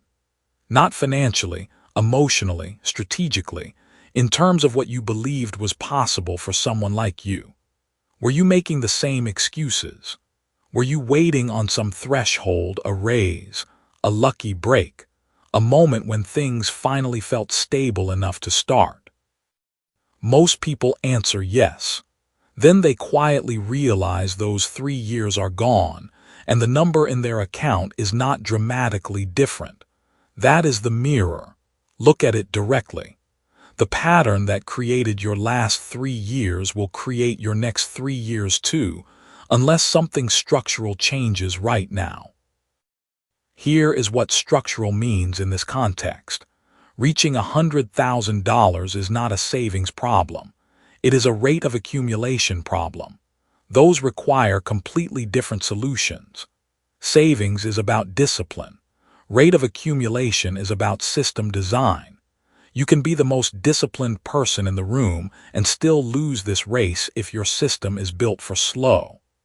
The person who gets to 100,000 in 30 months instead of 15 years is not working harder than you. They are working inside a different architecture. They found the lever that multiplied their input and they pulled it. This is where most financial advice breaks down completely. Most of it is additive. Spend less here, save more there, cut the coffee, open a brokerage account. Additive advice assumes the journey to 100,000 is a straight line where small deposits eventually pile into a mountain. The math is technically true. The human experience of executing that math for a decade without visible results is what kills it. People do not fail to save because they are undisciplined. They fail to save because invisible progress does not sustain motivation. And motivation is the actual fuel of any long-term strategy. So the first tactical truth is this: you need a rate of accumulation that you can see moving. Not someday, monthly, quarterly at the absolute slowest. If you cannot see measurable movement toward 100,000 every 90 days, your architecture is wrong. Your motivation will eventually quit before your account balance does. Marcus was 31 years old and had managed to save $11,000 over 4 years of extremely disciplined budgeting. He tracked every purchase. He cooked at home. He declined vacations. After 4 years, he had $11,000, not because he was failing at discipline, because he was applying maximum discipline inside a minimum rate system. His income had not grown. His skill set had not been repositioned. He was compressing the output of a $40,000 a year life as tightly as it would compress. Then one decision changed everything. Marcus spent 3 months building a single skill that took him from a $40,000 income to a $68,000 income. He did not touch his savings rate. He just changed the number going in. 14 months later, he crossed 100,000, not because he got lucky, because he finally pointed his discipline at the right variable. The lesson in that story does not live in the income number. It lives in the variable Marcus was willing to change. Most people optimize the wrong lever for years. They squeeze the output side, expenses, subscriptions, small luxuries, while the input side, the income, sits completely unchanged. Cutting expenses is fast and feels like control. Growing income is slower at first and requires tolerating uncertainty. So most people choose the lever that feels powerful and avoid the lever that actually is. Here is the counterweight to that. Cutting expenses is not useless. It is essential at the start because every dollar you keep is a dollar your future self can deploy. But there is a ceiling on how much you can cut. There is no ceiling on how much you can earn. The person who builds both sides simultaneously, holding expenses flat while aggressively growing income, reaches 100,000 at a pace that would have felt impossible from where they started. And this is where the open loop closes. Why does the first 100,000 take so much longer than every 100,000 after it? Because below 100,000, money is purely a function of your behavior. Above 100,000, money is also a function of existing money. The compound engine is not running at any meaningful speed until you have enough fuel in the tank. $50 a month earning market returns is a rounding error. $5,000 a month earning market return starts to look like a second income inside a few years. The threshold is not arbitrary. It is the point where the math begins working for you instead of requiring you to work against gravity every single day. This is the pivot year, not in the abstract motivational sense of that phrase, in the literal mechanical sense. This is the year you stop crawling toward 100,000 and start engineering your arrival. The distance between crawling and engineering is not talent. It is strategy. Here are the mechanics of compression. 1. Isolate a skill that pays more than your current skill. Close the gap between where you are and where that skill starts generating income within 6 months, not 3 years. Not a degree. A deployable skill. Writing that sells. Code that runs. Sales conversations that close. Analysis that solves a problem someone will pay to have solved. 6 months to deployable. That is the window. 2. Hold your current expense structure rigid while your income grows. Every new dollar that enters above your baseline goes toward the 100,000. Not toward a bigger apartment, not toward a newer car, toward the threshold. 3. Find one income stream that does not require your direct hourly presence. Not passive income in the fantasy sense of that phrase. An income stream that can run while you sleep, even occasionally. A product. A system. A portfolio. Something that breaks the one-to-one relationship between your hours and your dollars, even slightly, even imperfectly.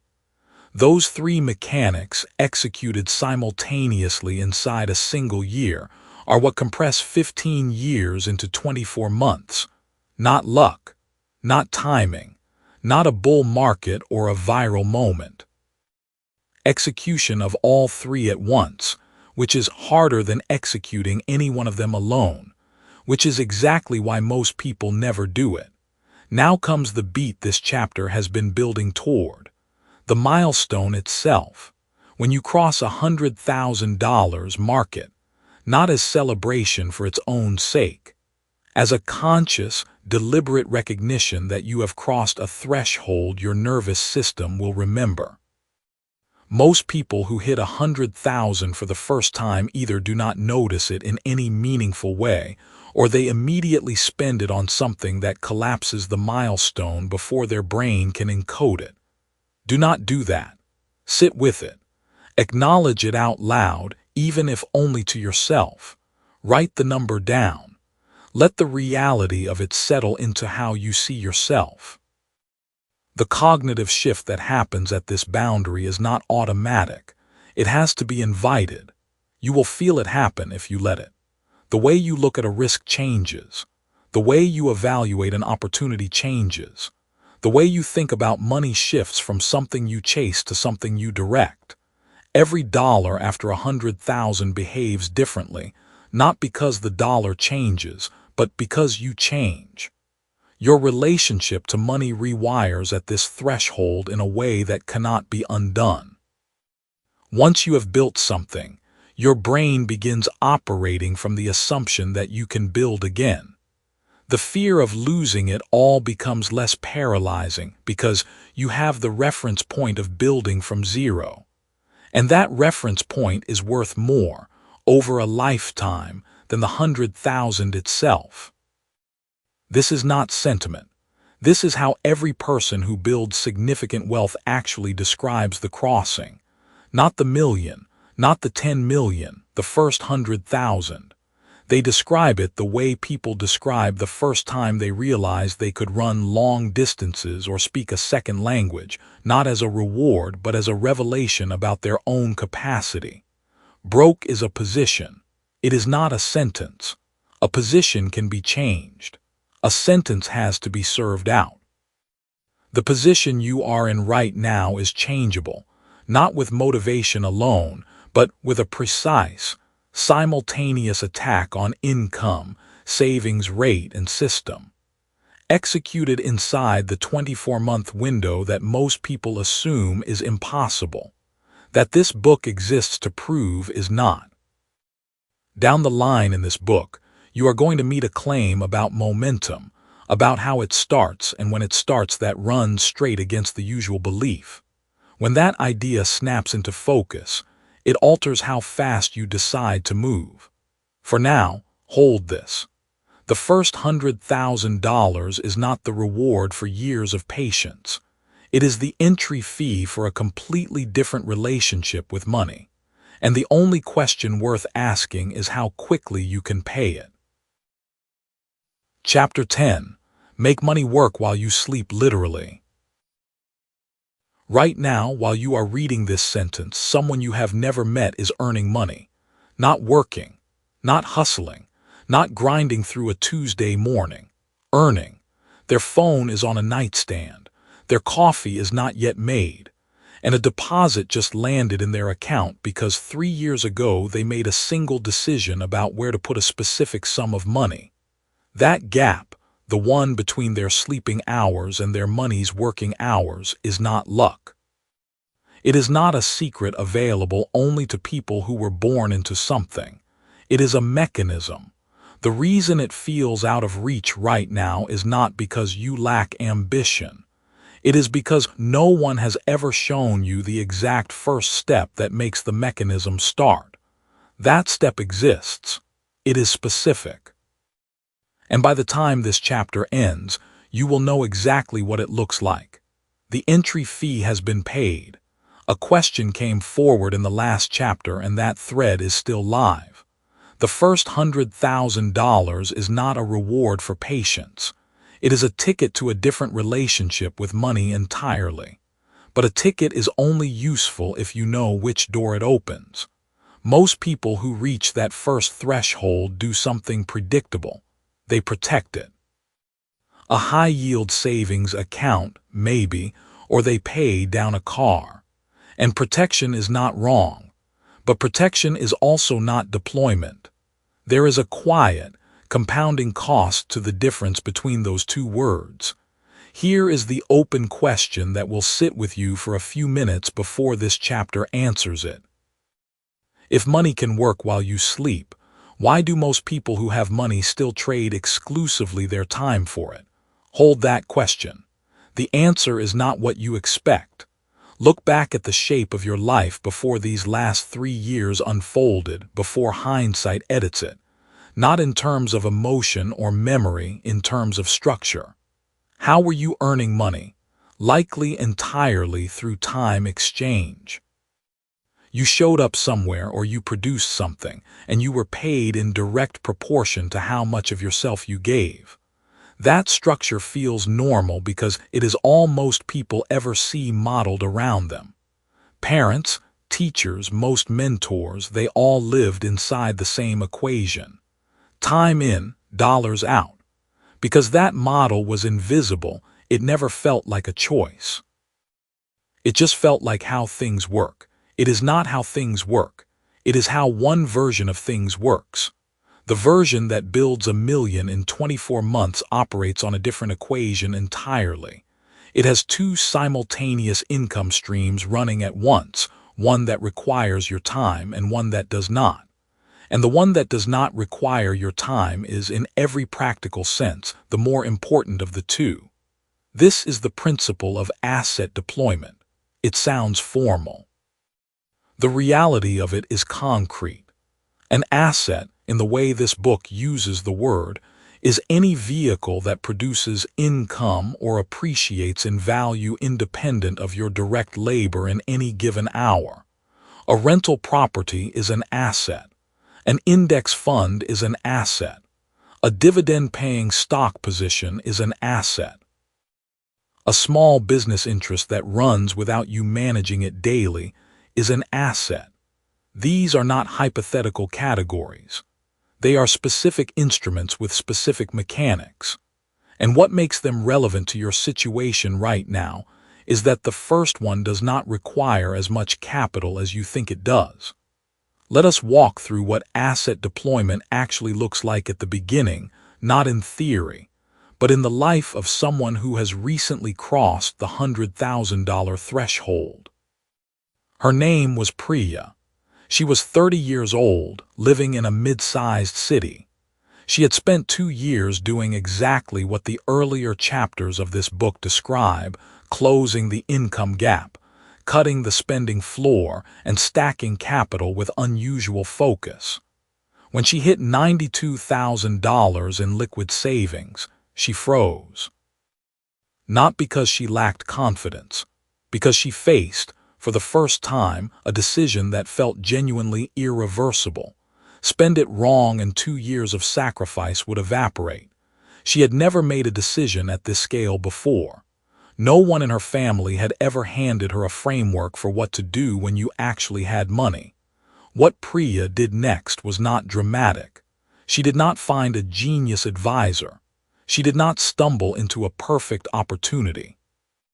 She sat down one evening with a piece of paper and asked herself 3 questions. First, which of these options produces income without requiring my direct time once it is set up? Second, which one can I acquire for less than 30% of my current capital so that I keep enough reserves to stay solvent if something goes wrong? Third, which one do I understand well enough that I could explain the risk to a stranger in under 2 minutes? The third question eliminated most options immediately. She had spent the last 18 months following the residential real estate market in her city, not obsessively, just consistently. She understood rent-to-price ratios in her area. She knew which neighborhoods had low vacancy. She could look at a 2-bedroom unit and estimate carrying costs within a few $100s. That knowledge, accumulated casually over 1.5 years, became the foundation of her first asset purchase. She bought a small rental unit for $220,000, put 20% down, and within 90 days she was collecting rent that exceeded her mortgage payment by $430 per month. $430 does not sound like the beginning of $1 million story. It is, because $430 per month is not just cash flow. It is proof of mechanism. It is the first time money has moved in her direction without her working a single hour to earn it that month. Proof of mechanism is what changes how a person makes every subsequent decision about money. Priya did not stop earning from her job. She added a second stream that ran parallel. 18 months later, she had used the accumulated cash flow plus additional savings to add a second property. The compounding was not magical. It was arithmetic that most people never start. Now back to the question this chapter planted earlier. Why do most people who have money still trade only their time for income? The answer is this: because deploying an asset requires tolerating a specific kind of uncertainty that feels worse than the certainty of a paycheck, even when the paycheck is smaller. A salary arrives predictably. An asset does not always behave predictably in the short term. And the human preference for predictable discomfort over unpredictable possibility is powerful enough to keep smart people in the time-for-money equation for their entire working lives. Understanding that preference does not make you immune to it, but naming it gives you something to work with. The framework Priya used, those 3 questions, is not a complete investment curriculum. It is a first decision filter. What it does is prevent the most common and most costly error people make at the threshold moment, which is deploying capital into something they do not understand because someone else made it sound exciting. The universe of assets available to you is wide. Index funds, dividend stocks, real estate investment trusts, which let you participate in real estate returns without directly managing property, small business equity, peer lending platforms, high-yield fixed instruments. Each of these has different risk profiles, different liquidity timelines, and different tax treatments. None of them are universally right. All of them are potentially useful. What makes one right for you at this specific moment is not the asset class itself. It is the overlap between 3 things. What you already understand, what you can afford to deploy without destabilizing your reserves, and what produces returns in a time frame aligned with your 24-month window. That last part matters more than most beginner investors realize. Patience is not infinite. You have a window. The compression strategy that gets you to $1 million in 24 months depends on capital working at a pace that compounds meaningfully within that window. An asset that ties up your capital for a decade with no interim cash flow may not be the wrong asset forever. It may simply be the wrong asset right now. This is not a contradiction of long-term thinking. It is a distinction between patience and paralysis. The million is not earned in your working hours. Let that land for a moment. Every hour you spend working generates income that arrives once and then stops unless you work another hour. The asset generates income that arrives again tomorrow, whether or not you do anything. The goal of the 24-month strategy is not to find more hours. Hours are the ceiling. The goal is to build a floor of income that does not require hours, and then to keep stacking assets on top of that floor until the floor itself becomes the number you need. Broke is a position, not a sentence. You heard that earlier in this book. What asset deployment means, in the most direct terms possible, is that you are building the thing that changes the position permanently, not through a single dramatic event. Through a series of deliberate compounding decisions made with the specific clarity that comes from knowing what each decision is actually for. You are not buying a rental unit or an index fund because it feels exciting. You are buying proof that the mechanism works, proof that money can multiply without you, proof that the linear wealth timeline, the one that says you will be comfortable in your 60s if you save faithfully, is optional. Not out of arrogance, out of arithmetic. A little later, we will reach an idea about the relationship between risk and speed in wealth building that runs straight against the usual belief. Once that lands, it starts changing how you decide when to move and when to wait. For now, one question worth sitting with tonight, not a rhetorical one, a real one. If you took 30% of whatever capital you currently have access to, and you deployed it into one thing you already understand well enough to explain the risk in 2 minutes, what would that thing be? The answer you just heard in your head is probably the beginning of the first real move you have been waiting to make. Chapter 11. The Broke Mindset That Survives the Money. Reaching $1 million does not fix you. That sounds like the kind of thing someone says to keep you from wanting it. It is not. It is a clinical observation about what happens inside the mind of someone who spent years surviving on almost nothing and then suddenly has everything.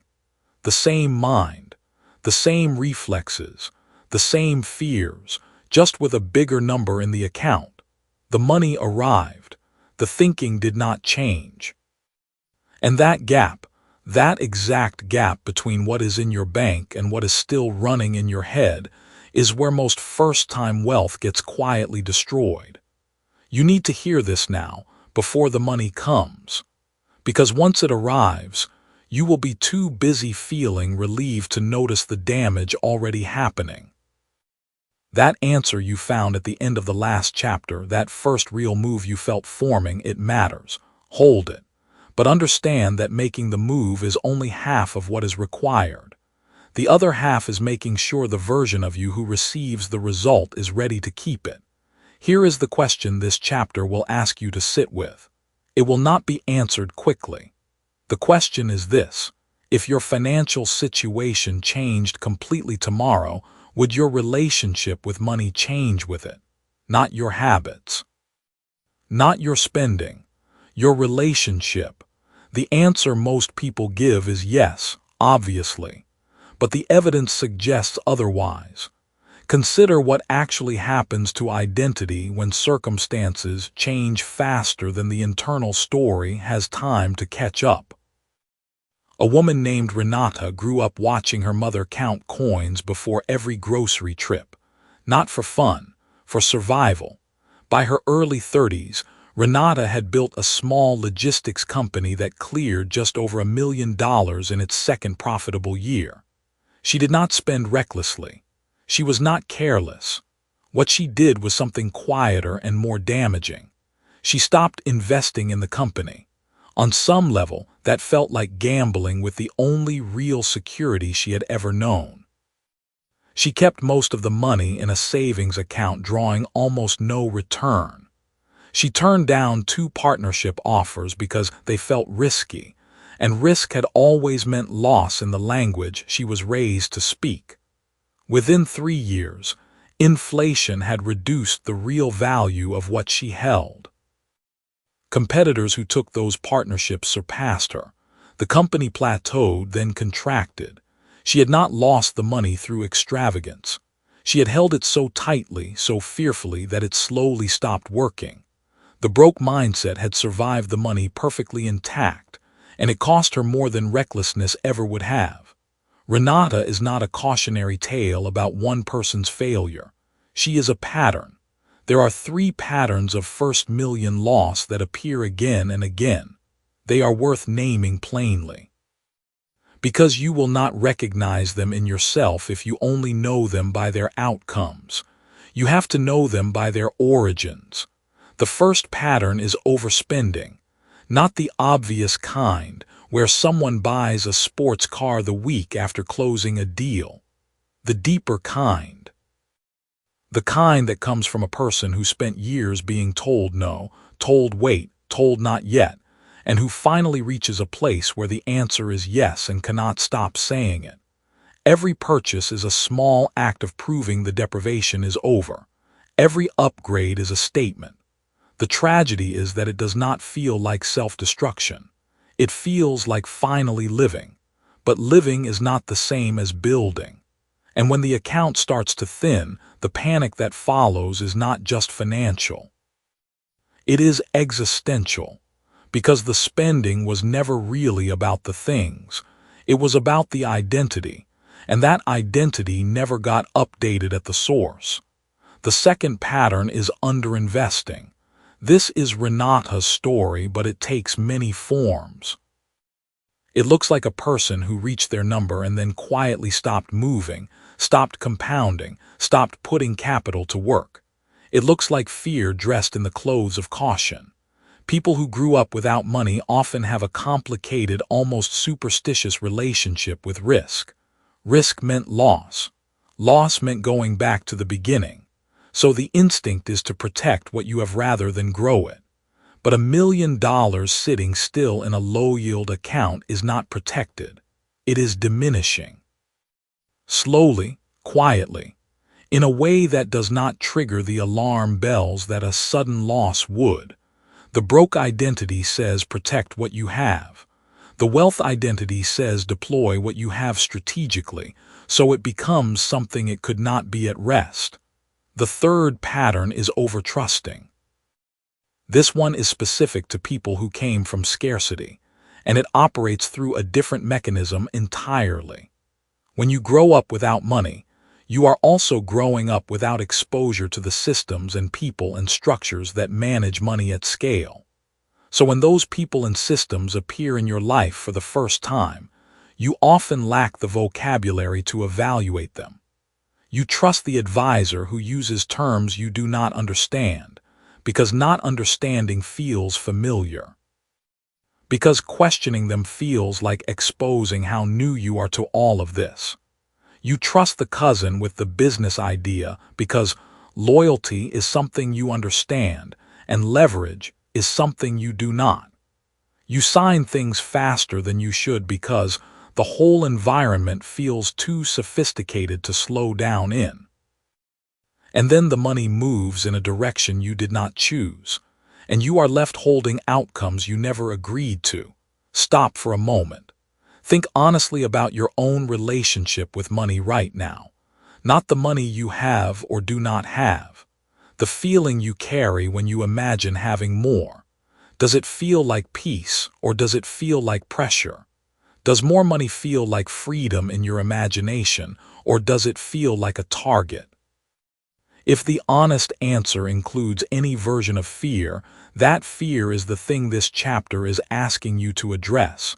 Before the money arrives, not after. Broke is a position, not a sentence. You have heard that before in these pages, but the sentence that follows it matters just as much. The position can change in 24 months. The story you carry about who you are in relation to money can persist for decades if you do not go looking for it deliberately. Here is what the identity audit actually looks like in practice.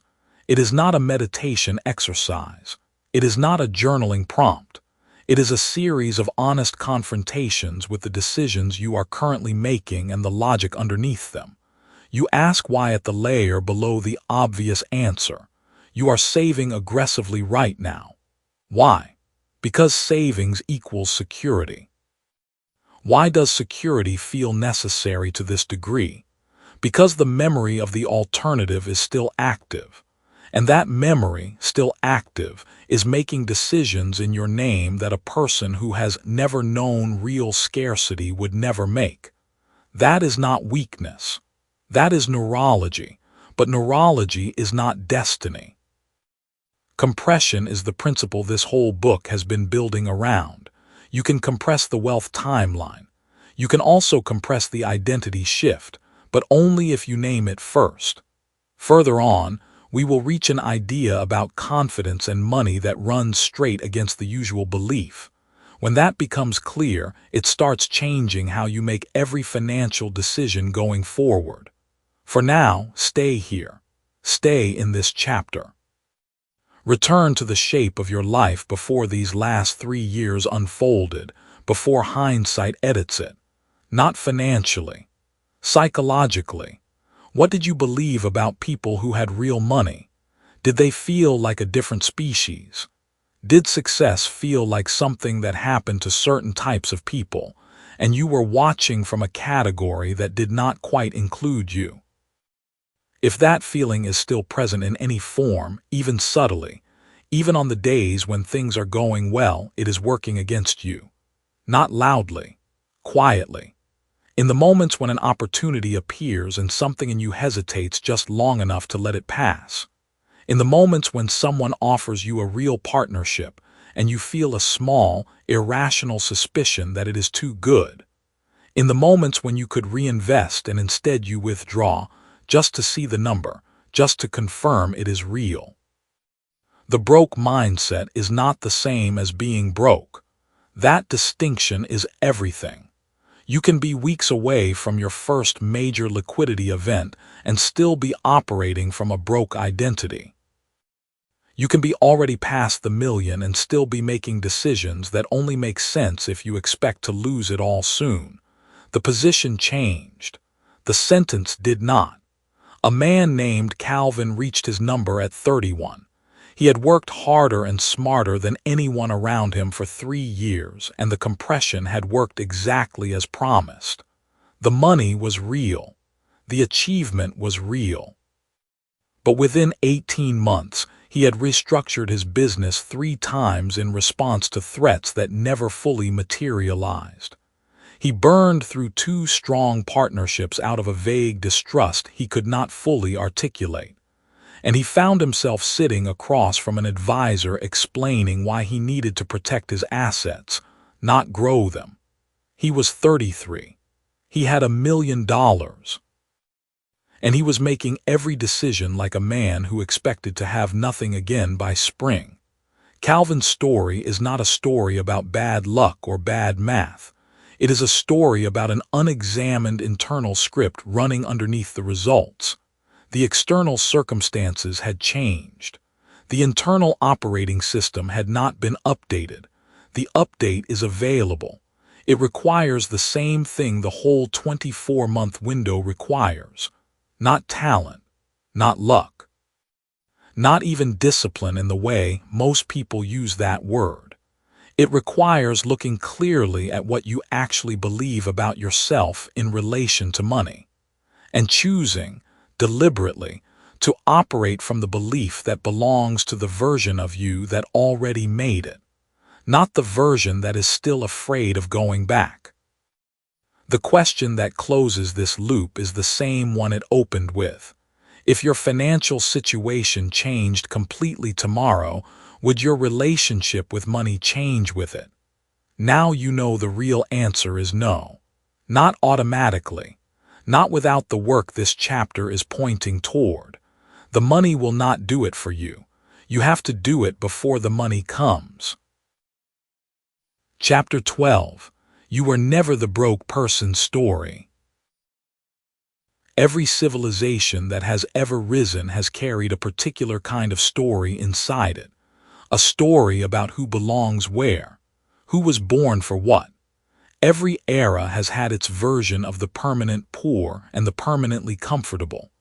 And every era has been wrong about the permanence of both. Across every culture, in every language, the same quiet revolution has repeated itself. Ordinary people who were assigned a position by circumstance and then, at some unmarked moment, simply refused to let that position be their destination. They were not exceptional at birth. They were exceptional at a specific decision. And that decision was this: they stopped letting where they came from tell them where they were going. You are in the middle of that decision right now. Which means what this chapter says next is exactly what you need to hear. You have been doing the work before the money came. The previous chapter ended with that truth, and it sits with you for a reason. There is one more layer underneath it that most people never reach. Doing the work before the money comes is a behavior. But while you do the work, what you believe about yourself while you do it, that is a different conversation entirely. This chapter is that conversation. Here is the open question. It will live in the air for a while before it gets answered. Who were you before the broke story became the story? Not the story of how you got broke. Not the explanation you give at dinners when someone asks how you grew up or what your 20s looked like. The deeper question: who were you before the label attached? Hold that. It will matter before this chapter ends. Picture the shape of your life before these last 3 years unfolded, before hindsight edits it. Not financially, emotionally. Who was narrating your life inside your own head? Was it someone describing what was happening, or someone who had already decided who you were? Those are 2 completely different voices. Most people never notice the difference between them. One observes the coordinate. The other decides it is a character. And once the voice inside you decides you are a character, the broke one, the behind one, the one who always seems to be scrambling. Every new piece of evidence gets filed under that character's name. That is the mechanism. That is how a temporary financial position becomes a permanent personal identity. The word coordinate is deliberate here. Broke at 29 was a coordinate on a map, a location, a GPS point. It was real, it was accurate, and it said precisely nothing about where you were capable of going next. Maps do not judge coordinates. A map does not look at a point in the desert and say, "This is what the desert always was and always will be." The map just records where something is at a given moment. You were given a coordinate. Somewhere between the debt and the empty accounts and the feeling that you had run out of time, you made the mistake of reading that coordinate as a character description. Here is what is true instead. Broke at 29 was the point just before the route recalculated. There was a woman named Dara who worked at a hotel front desk in her late 20s. She had a business administration degree that had not produced what she expected, about $19,000 in credit card debt, and a note pinned to her refrigerator that said, "What I have is not what I am." She had written it herself during a bad week. She barely remembered writing it, but she looked at it every morning. She did not have a plan when she wrote it. She barely had a budget. What she had was a refusal, thin and imprecise at first, but real, to become the permanent tenant of her worst financial year. Over 8 months she got specific. She found one skill she had that the market actually paid for, and she built a side income around it. Slowly and unglamorously. By month 14 she had cleared the debt. By month 22 she had her first $10,000 month in her own business. She told the story later at a workshop. Someone asked her when she knew things had changed. She said, "Not when the number changed. Earlier. When I stopped reading the refrigerator note as inspiration and started reading it as fact." The note did not change. Her relationship to it changed. That is the thing about identity. It does not require the money to move first.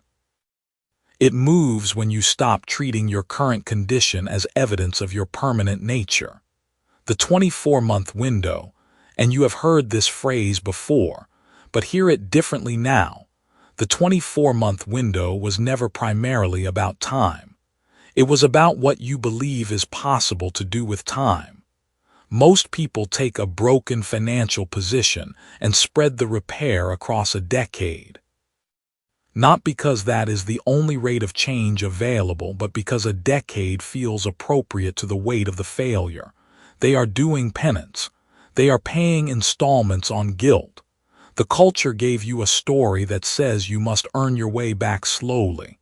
That rapid recovery is suspicious. That patience is virtue and speed is arrogance.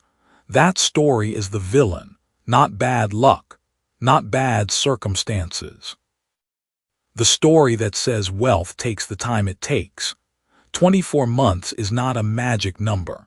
It is a permission structure. It is the interval within which a person who already decided they are not their broke coordinate can make decisions that compress what would otherwise take a decade. The compression is not luck.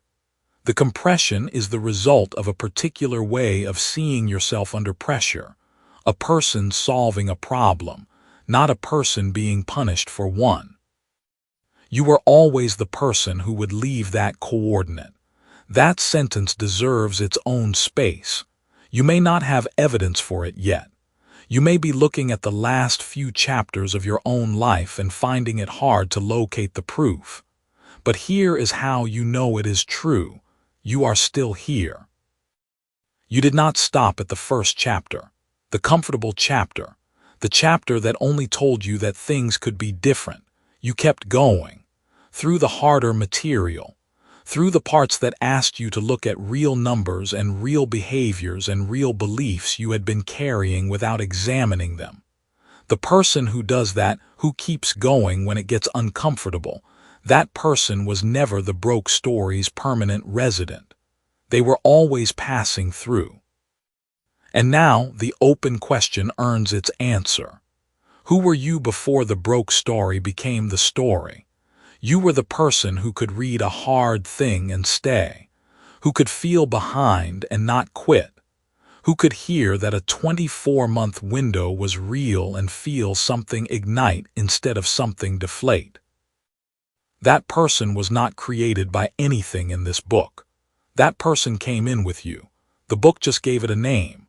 Broke is a position, a precise, temporary, geographic financial position on a map that is still being drawn. It has never been your character. It has never been your ceiling. And it has never, not for a single day, been the whole story. The only sentence that matters right now is the one you have been living toward since you admitted things needed to change. You were always the person who would leave.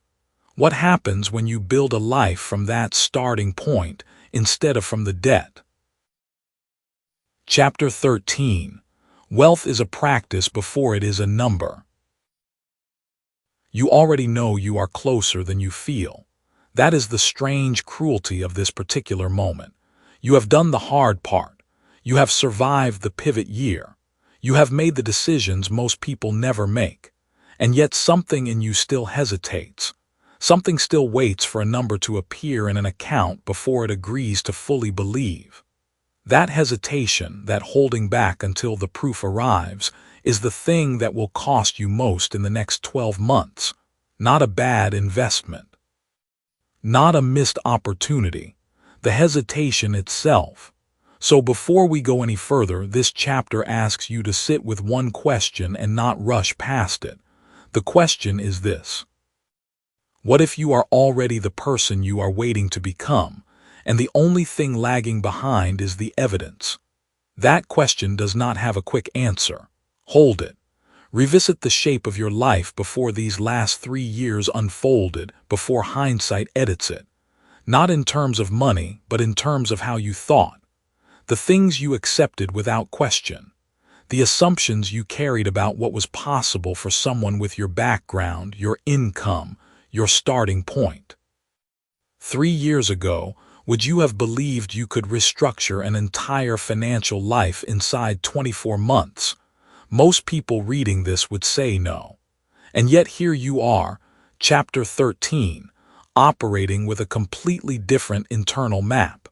The number in your account may still be growing, but the person managing that account has already changed. That matters. In fact, it matters more than you have been told. Here is the open loop worth carrying through this chapter. Every person who builds wealth quickly, not through inheritance, not through a lottery ticket, not through a single miraculous event, but through compression, every single one of them made a shift that had nothing to do with tactics. They stopped measuring their identity by their current net worth. They started measuring it by something else entirely. We will come back to what that something else actually is. But first, you need to understand why the old measurement system is quietly sabotaging you even now. The cultural script around wealth is built on a linear model. You work for 30 years. You save a little each month. You invest modestly. You arrive at 65 with enough to live on if you were disciplined and lucky and nothing went wrong. This script is not designed to help you. It is designed to make the outcome feel inevitable so you stop asking whether a different timeline is possible. The linear model is the villain of this story. It operates not through force but through quiet suggestion. It whispers that wealth is slow. It whispers that compression is luck. It whispers that people who build real financial lives before 35 must have had some advantage you were not given. None of that is true. Broke is a position, not a sentence. You know this now, but knowing it in theory and living it as a practiced identity are two different things. This chapter is about the second part. There is a man named Darius who ran a small landscaping crew in his early 30s. He was not broke, he was what most people would call getting by. a few thousand in the bank, a truck with 2 more years of payments, a business that was stable but never seemed to grow past a ceiling he could not name. One afternoon, a client asked him a simple question while signing a check. The client said, "You seem like someone who thinks about this stuff. Do you have any investments?" Darius laughed it off. He said something like, "I'm just trying to keep the lights on." The client nodded and walked inside. Darius sat in his truck for 20 minutes after that, not because the question was profound, because his own answer shocked him. He had spent 2 years telling himself he was building something. In that one unguarded moment, his real belief had walked out of his mouth. He was not building. He was surviving and calling it building. That evening, he did not open a brokerage account. He did not read a book about real estate. He sat at his kitchen table and made one decision. He would stop speaking about his finances the way a person speaks who expects to stay where they are. He would start speaking and deciding and moving like someone who already understood that wealth was being practiced in every small choice, long before it appeared in any account. Within 14 months, Darius had restructured his business to run with a second crew, reduced his personal overhead by 30% and redirected the difference into 3 small but compounding positions. He did not get lucky. He got consistent. The shift was not in his strategy. It was in his practiced daily identity. Now let us close the loop from earlier. What is the thing that people who compress wealth actually measure their identity by? They measure it by behavior, not by balance, not by net worth, not by what the account says on any given Tuesday. They measure identity by whether today's decisions were made by a wealth builder or by someone still waiting to become one. That is the practice, and it has 5 expressions you can start tomorrow. The first is clarity before spending. Not restriction, not denial, clarity. Before any discretionary purchase above a threshold you set, you pause and ask a single question. Does this decision belong to the person I am building toward? One question, 10 seconds. It changes everything over time. The second is one daily financial input, not hours of research. One piece of information, a rate, a principle, a market behavior, a contract clause that you did not know yesterday. Wealth builders are students of the system they are operating inside. 5 minutes a day compounds into a staggering advantage inside 12 months. The third is forward-facing accounting. Every week, you look at your numbers not as a record of the past but as a projection into the future. You ask, if this pattern continues for 90 days, where does it take me? The past is data. The future is where you live. The fourth is compression thinking in every negotiation. Whether you are negotiating a contract, a rate, a lease, or a fee, you ask yourself, what is the compressed version of the outcome I want, and how do I create the conditions for it now instead of waiting? Compression is not luck. Compression is the habit of refusing the longest route when a shorter one is available. The fifth is what I call the identity audit. Once a week, one question before sleep. Did I make decisions today like someone who is building wealth or like someone who is hoping it will appear? No self-punishment attached to the answer, just honest observation. The audit is not about guilt. It is about calibration. These 5 behaviors will not immediately change your account balance. That is not the point.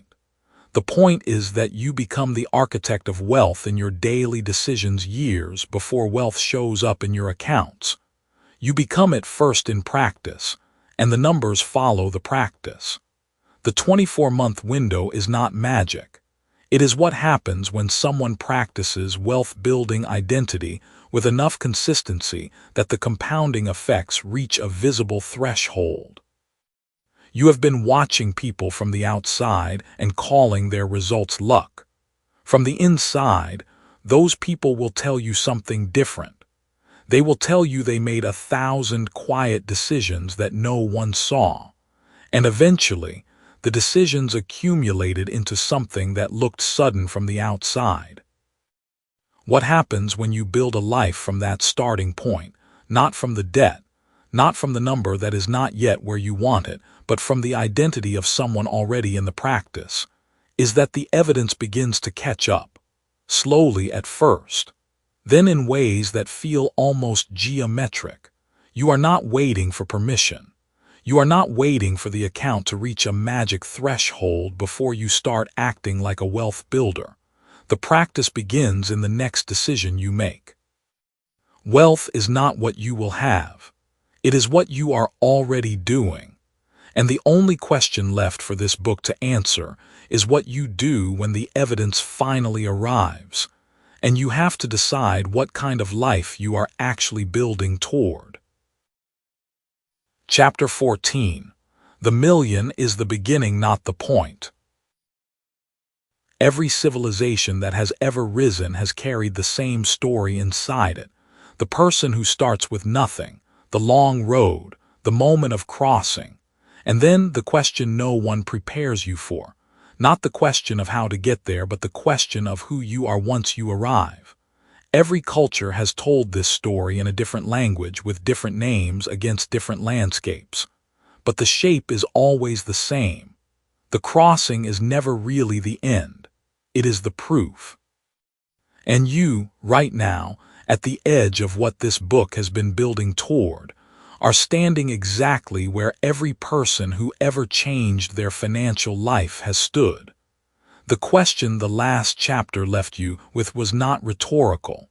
What kind of life are you actually building toward? That question has an answer, and the answer is stranger than the standard story would predict. Let's talk about the day the million cleared. It was a Tuesday, not a Friday, not the kind of dramatic calendar date you would choose if you were writing a film. A Tuesday in early autumn, the kind of morning where the light comes through at an angle and the coffee is slightly too hot.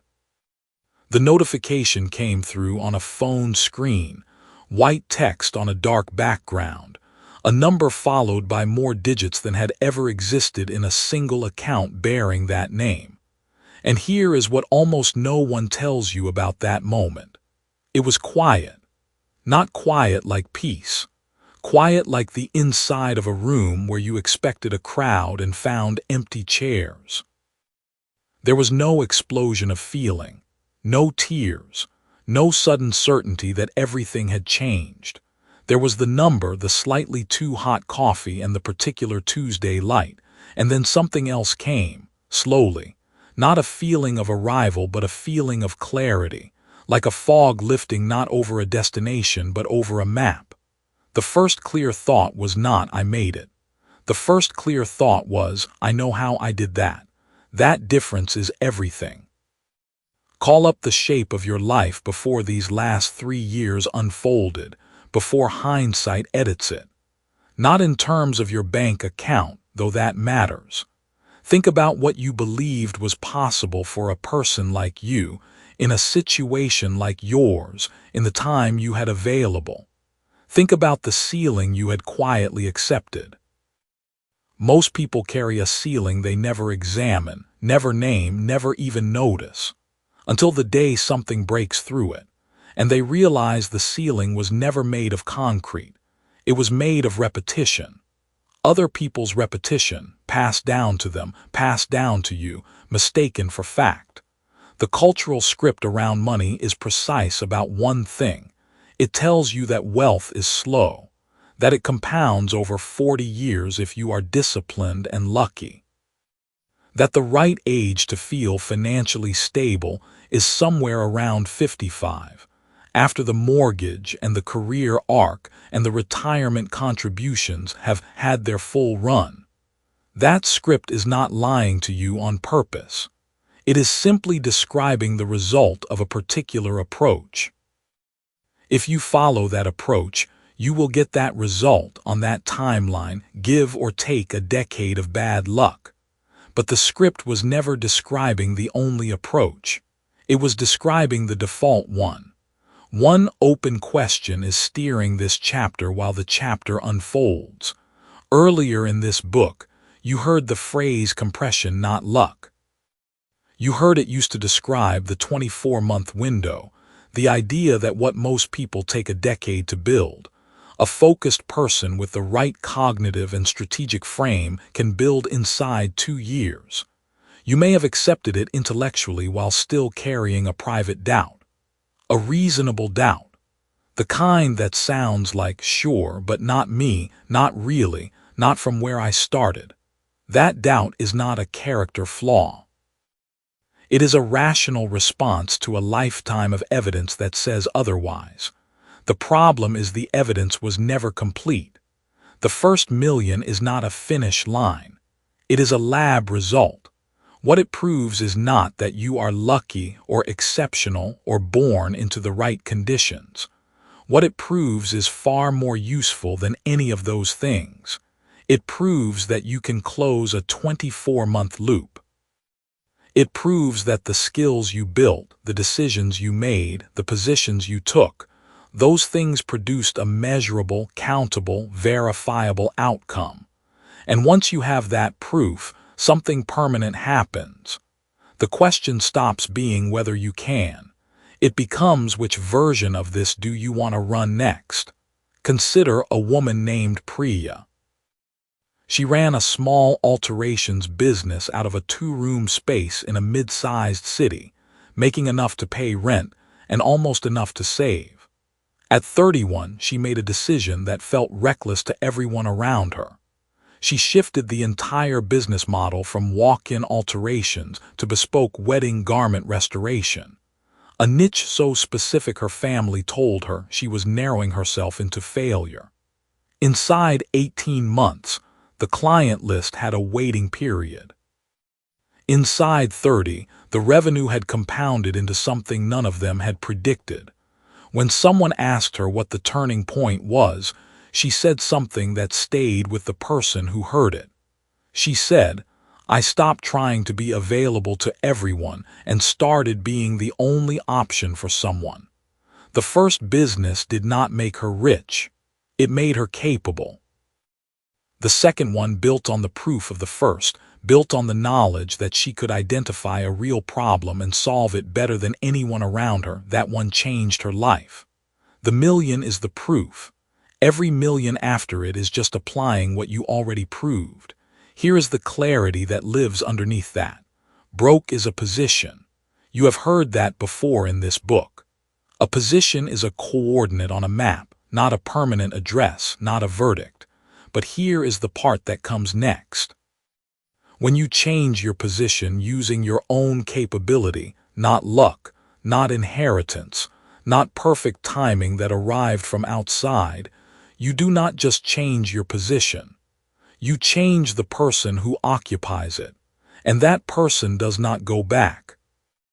This is why the emotional flatness of a Tuesday morning is actually the deepest kind of success. The people who weep at the finish line are the people who have been waiting to feel different. They hope the number will do something to them. They hope arrival will deliver the identity they could not give themselves in advance. The quiet Tuesday is the sign that the identity came first. The number came second, which means the number was always going to come. You have now been inside every principle this book was built to deliver. The cognitive compression that collapses time, the pivot year and what it demands from you, the recognition that the linear wealth timeline was a script, not a law, the understanding that broke is a starting position, and a first million is a proof of capability, not a lottery win, not an accident of circumstance. And now you are standing at the same place every cross threshold leads to, not the end. The beginning of the second chapter of a life you have now proven you can build intentionally. The evidence has arrived. You have read it, heard it, felt the shape of it across 14 chapters. The only question that remains is the one that has always been yours to answer. Not what happened to someone else in 24 months, not what 𝗓𝗢𝗧𝗔𝗡 built or what any version of this story holds. The question is what you do with the proof that compression is real, that your position is not your sentence, that the person who built the first million is already standing inside you, waiting for the Tuesday morning when the number is yours and the feeling is quiet and clear and the only thought in your head is, I know exactly how I did that. The million was never the point. You are.